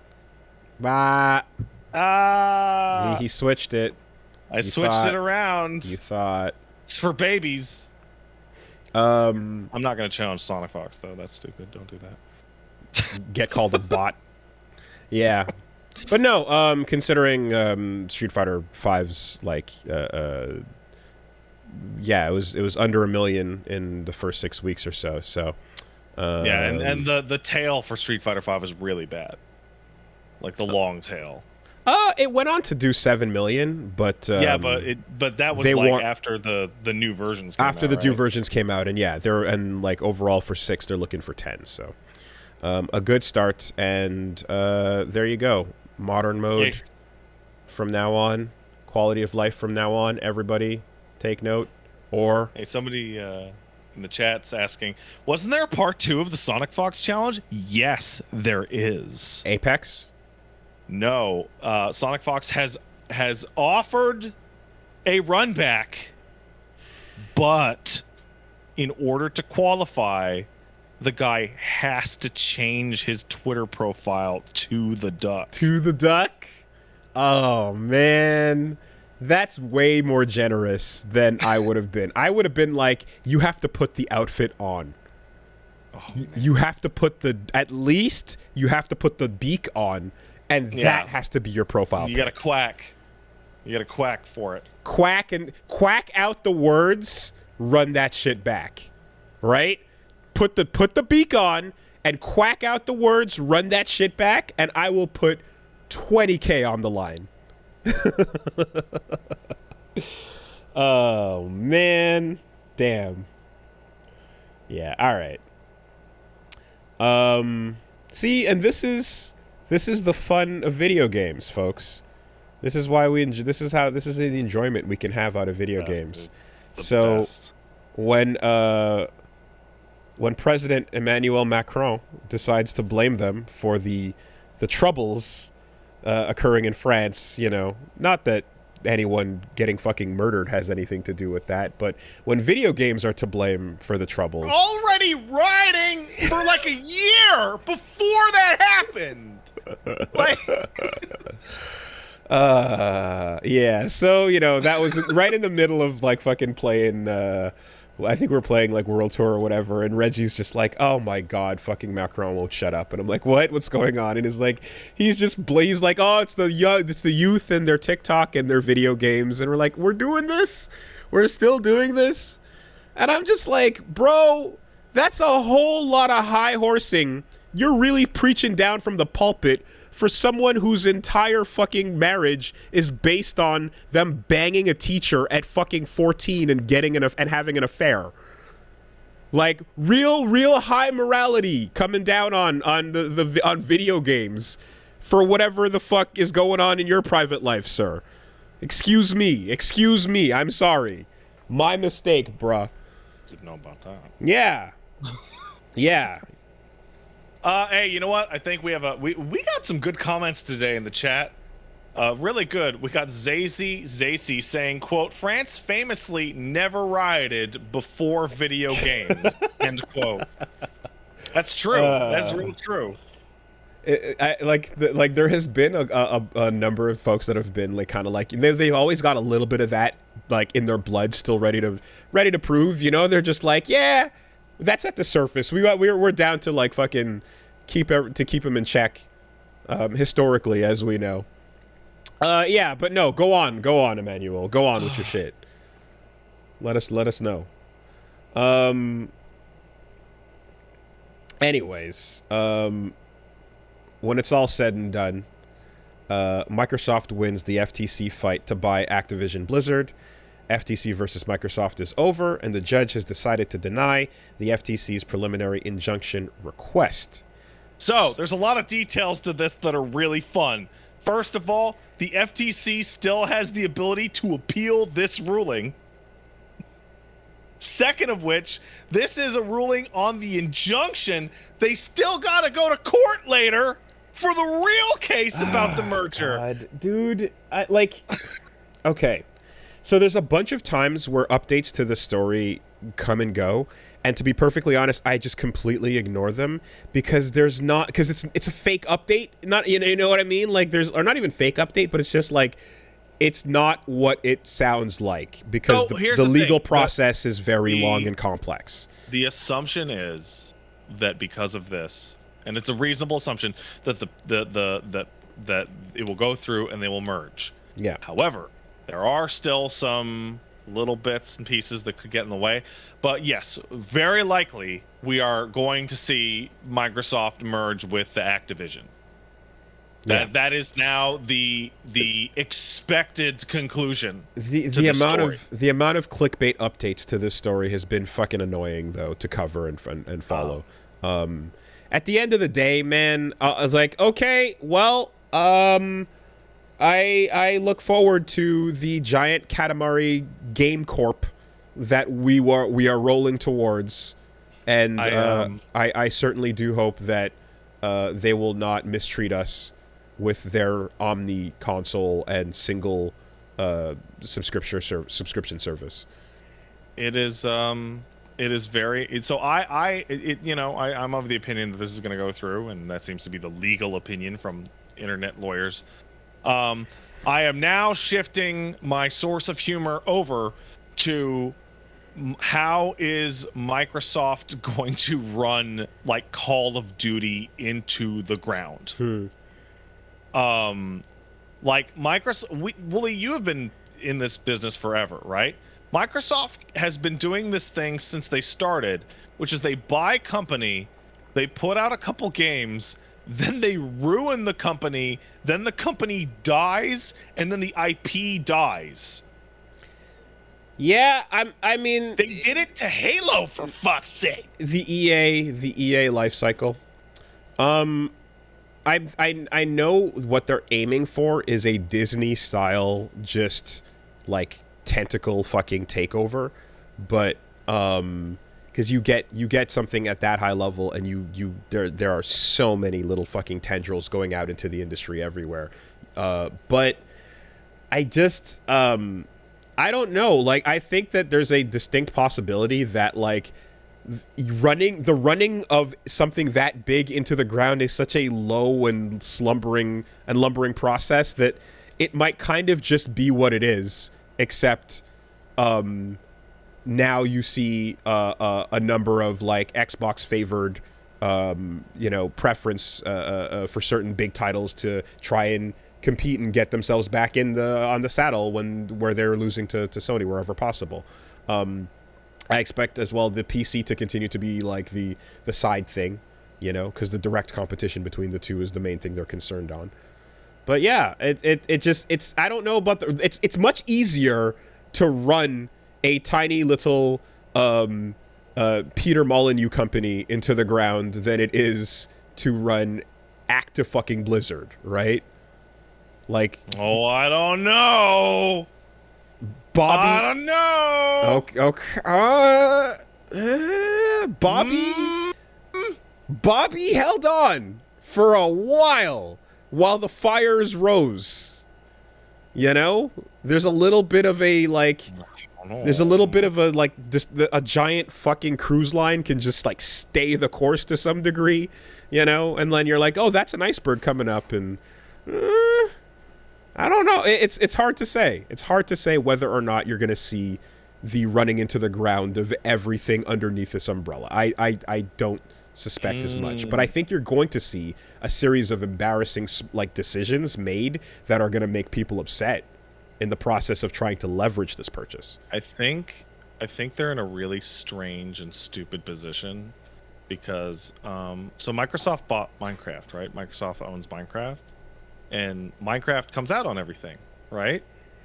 And the reason why Minecraft continues to come out on everything is because it makes more money on non-Microsoft platforms than it does on Microsoft platforms. And I think they're going to run into that problem with like Call of Duty, where someone's going to go, all right, Call of Duty exclusive to Xbox. And somebody will go, dude, that's like 30% of our sales. Like, no, no. Yeah, you must continue to put it out on PlayStation. I'm just always, and maybe, to a fault, like I'm always aware of like how I used to have, like, I feel like there's always blind spots for like people who follow the industry like we do on a weekly to week basis, and people who are engaging directly and hearing about the updates to whatever's happening, and then the products that they're offering to an enormous amount of people that don't know or give a fuck about what's happening, and how like that is just self-sustaining practically. Like Minecraft's biggest update is Steve showed up in Smash to a bunch of people, and then anything else changing on that front, unless it affects the way that the kid jumps on and from the day-to-day on whatever not Xbox platform he's playing it on, they're just going to not care because Minecraft just it makes its own money. It's doing its own thing, There's a whole lot of, like, what stupid decisions, like, seem to spell doom for someone that's really close to following these stories, where you're like, oh, this fades off real quick and hits a giant group of people that don't give a fuck about it, so you're overestimating the impact of this little dumb thing here. I'm always kind of overthinking that, Activision Blizzard is fucking video games. You know what I mean? That's like that's just, and it's not just video games. It's like a humongous amount of just casual everyday. I jump on and I get my whatever. I get my break from the wife and baby noise kind of video gaming. You know what I mean? It's not like Devolver or something where like here's a bunch of niche, weird, specific things that we have an umbrella over. So, yeah, I think at the end you might end up seeing like a bunch of shit that we who follow the news are going to be like, look at this stupid shit they're doing. But for that broader impact to actually affect the day-to-day casual Activision Blizzard gamer, like I think it would. That's going to be a much harder thing. I'm sitting here and I look at Call of Duty and I look at Microsoft and I go, this is the fucking company that like botched like 3 Halo games in a row. Like, fuck. Like, like less than zero faith. And not like fucking Activision was doing a great job with Call of Duty lately anyway. I do think, and as someone who doesn't play Call of Duty, I feel as if even when Call of Duty fucks up and does shit that everyone hates, it's still Call of Duty.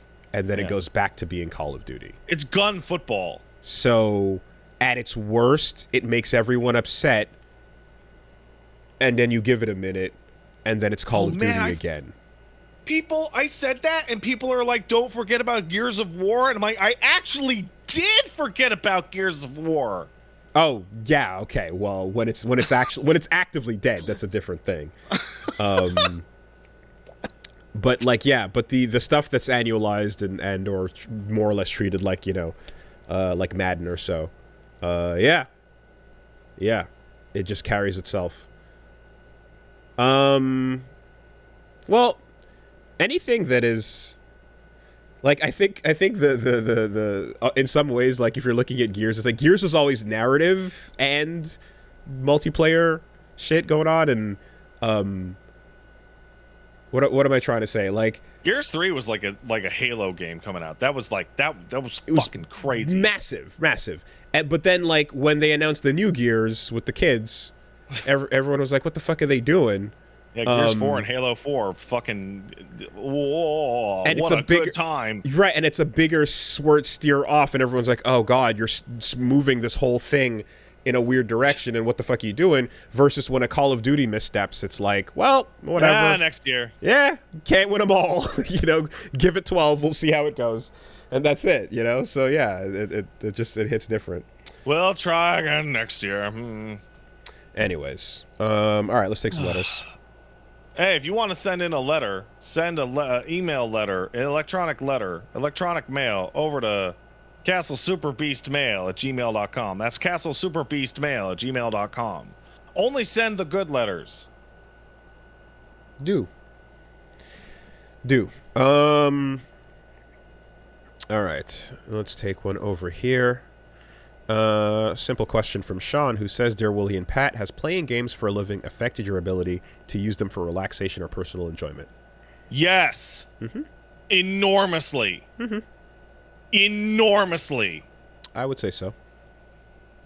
The main thing that comes to mind for me is that there's two things. One, when I play a game and I start really enjoying it, I go, should I save this for a stream instead of just playing it for fun? I'm clapping my hands and pointing at my camera because you're saying it for me. Because I have to stop and second guess my enjoyment in my leisure time and go, maybe I should not enjoy myself too much because this might be some good something good to stream later, you know?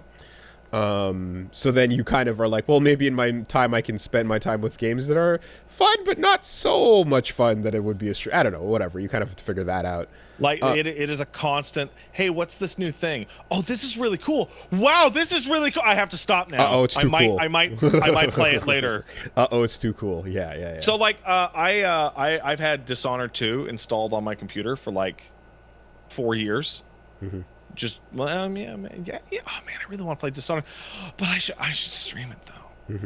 I don't want to stream it now. Maybe I'll stream it later. But, okay, well, I could play. No, I'll save it.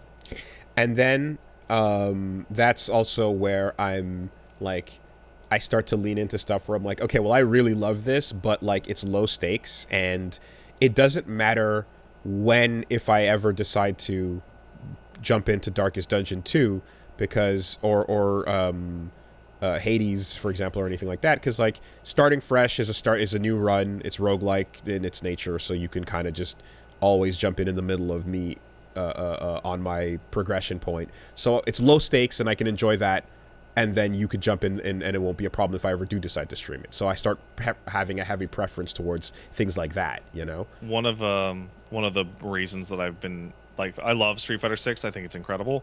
One of the reasons that I wake up and like play Street Fighter 6 as soon as I wake up for like an hour is because I don't have to think about any of this shit at all.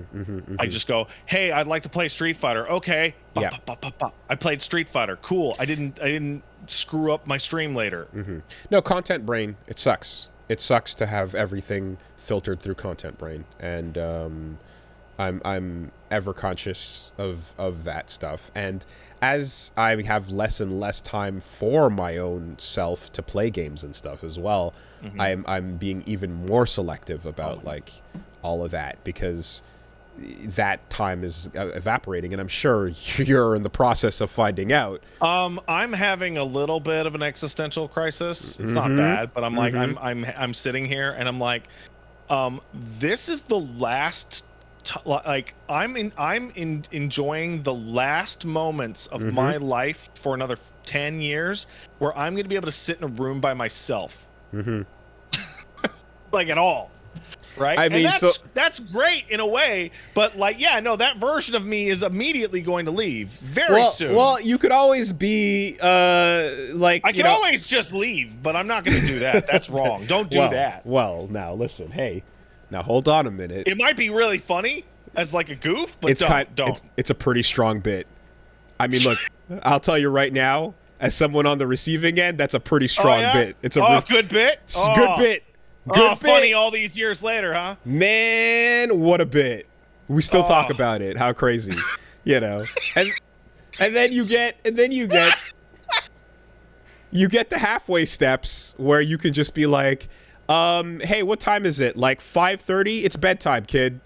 Go to bed. But it's literally still 5:30 bedtime. I need my me time now. And then it's like, oh, hey, school's out for summer. Yay, I get to be home for summer. No, you don't. You're going to fucking summer camp. Get the fuck out of here. Literally anything I can do to get away from you so I can reclaim my own life back, which is some bullshit.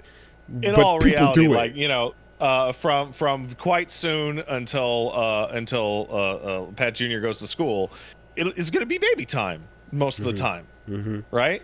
And that's the reality. And then the kid's going to go to school, and I'm going to be like, oh, thank God. And the kid's going to be gone for 5 minutes, and I'm going to be like...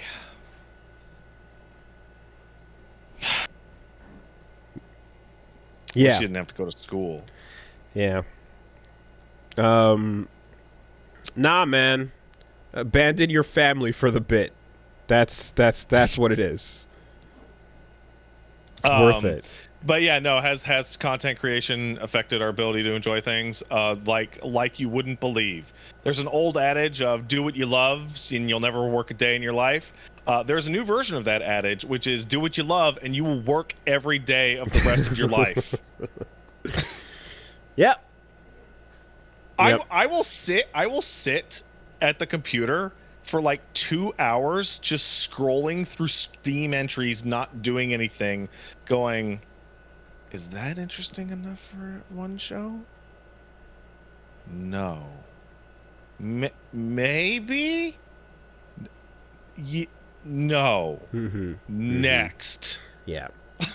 No, it's I don't wish it upon any of you guys, you know, the ability to transform the thing you love into a different form of what it used to be. Like you know what hit me like really hard, Woolie? So I played through 13 Sentinels, and I told you, Woolie, you shouldn't stream 13 Sentinels. That would be a terrible idea. That game's crazy. Everybody gonna spoil you. And you nodded, and you said, thanks, Pat. And then your brain said, fuck that shit. I'm gonna stream 13 Sentinels. And you had a very successful stream of 13 Sentinels. And while that was going, I was finishing the game up and was overpowered by the feeling of, I should have fucking streamed 13 Sentinels. What am I, stupid? Sitting here enjoying it by myself? I can't monetize my fun. Like, it tainted the game. God damn. Like, I look back on that game and God like, I should have damn. streamed it. That's fucked up. That's so fucked up. Oh. Yeah, it's busted, man. It's busted forever. Like, do you know why I watched the Dungeons and Dragons movie? Mm-hmm. Oh, I should have a movie to talk about on I the should podcast. have something to talk about on the podcast. Yeah, absolutely. I haven't talked about movies that I've seen on the podcast in a while. Exactly. And the thing is this is a slightly more tolerable version of what's happening when you're not a video game content creator. So you're just a life influencer, which means the phone has to come out for every meal or every little random moment, you have to just, like, the content bit thing, at least in this form, it's relegated to the room you're sitting in, and that's where it happens. But if you were a just general life influencer, you are content bidding, content braining moments of day-to-day life. And it's fucking horrifying. All right, kids. We're running a van life show. We got to pick another shithole town to visit. And we got to be there in 6 hours for the daily cutoff on the views. Come on, let's go. Get in your single bunk bed. Make your fucking thumbnail face, Billy. People?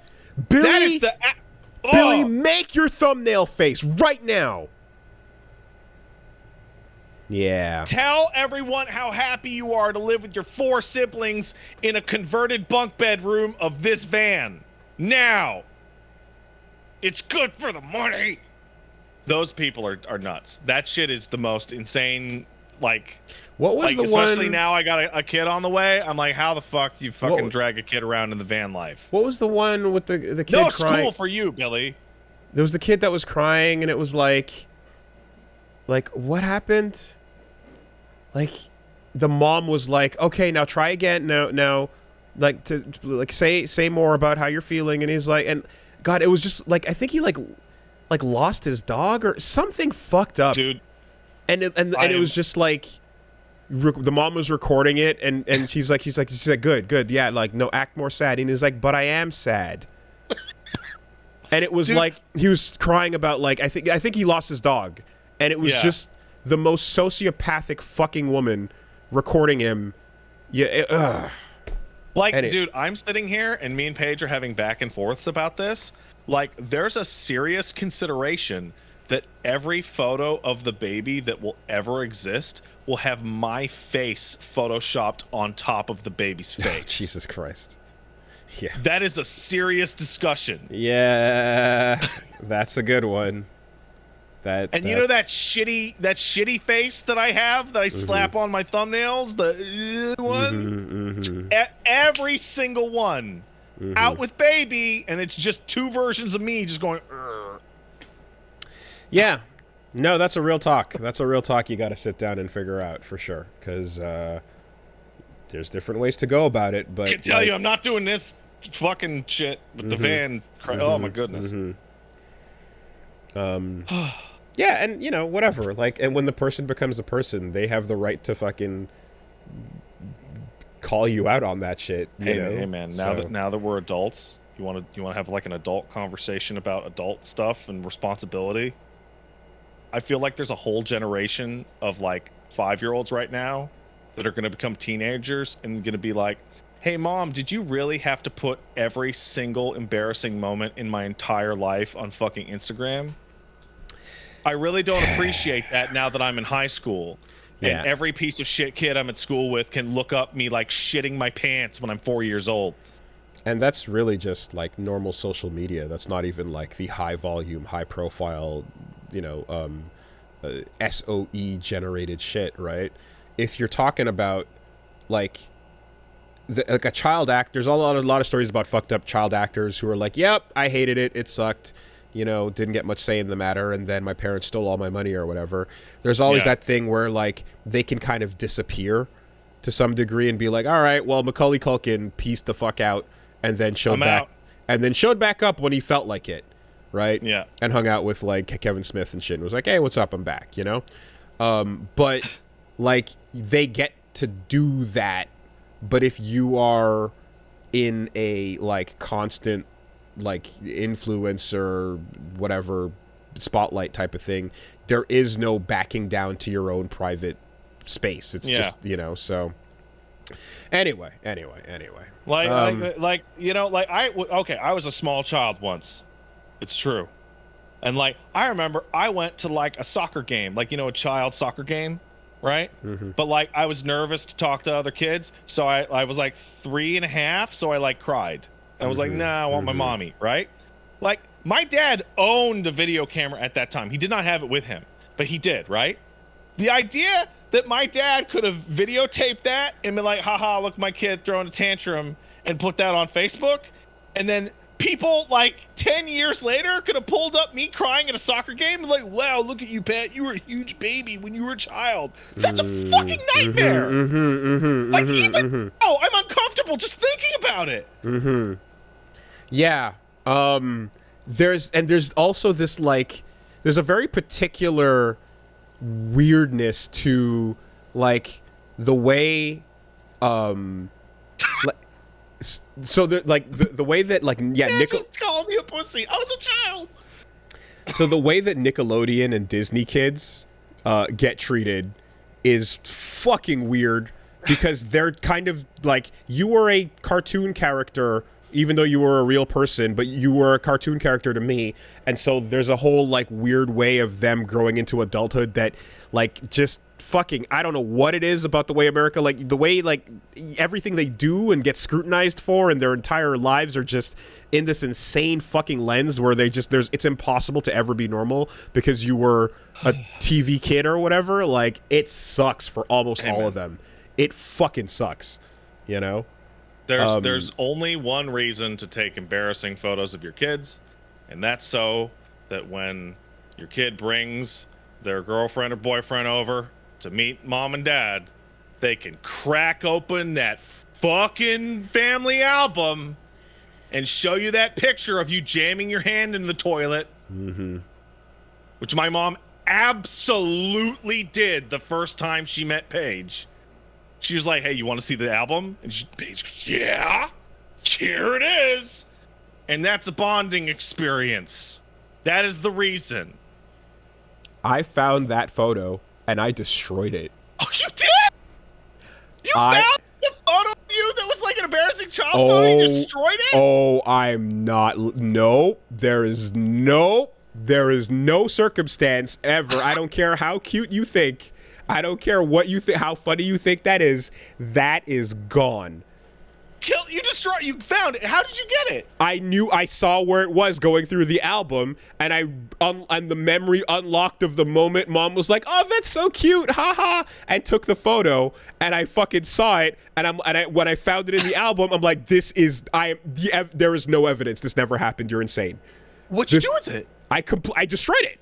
Yeah, but like, no, but how did you ripped it up and I threw it out. What, you didn't burn the pieces? I didn't burn. I'm not fucking getting like dramatic like that, but I fucking threw that in the trash. No. That's the fucking. What was it? No, you're not gonna tell me. Now I'm gonna tell you. But it's an embarrassing childhood photo, and I killed the fucking past. Hell no. Best story ever. How have I never heard this? Because I ain't bringing it up without context. She thought it was, and to this day, like, I don't think she knows. I don't even know she remembers it, but I saw it, and I remember when she took it, and I was like, why does this exist? Oh, this is just to pull out for the gag. If that scenario ever occurred, we will never let the scenario occur. And this is the end of all evidence of that. Holy shit.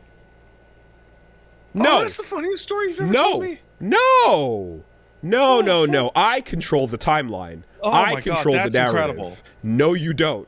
That is amazing. So you don't know, like, it's never come up that there's a photo missing, and you don't know. I mean, the bag of photos is a giant pile. It's a huge mess. It's no organized album. So we're just flipping through shit, and it's like, oh, there's the old Disney trip. There's Grenada. There's whatever. Yeah. You know, and just one of those random photos is just not there in the pile. Whatever, move on to the next one. Hey, look! Oh, see, that's lucky, because like my mom has like a fucking album, so if I did that, there'd be like a fucking gap, right? And it'd be a really obvious gap, like, where'd this photo go? Nobody touches this photo album. Oh my god, that's the funniest fucking thing I've ever heard. Nah, man. Nah. We control the narrative. Well, like, you have done what like literally millions of people have fantasized about for like their whole lives. Like, you got one over that no one gets to get. Like, there is not even a second of hesitation the moment you see it and go, this exists? What the fucking shit is this doing existing in reality? No, this does not exist. Yeah. Oh. Hey, good All for right. you. Well, Amazing. there you go. Much appreciated. It's important. All right. Have a good week, everybody. Take it easy.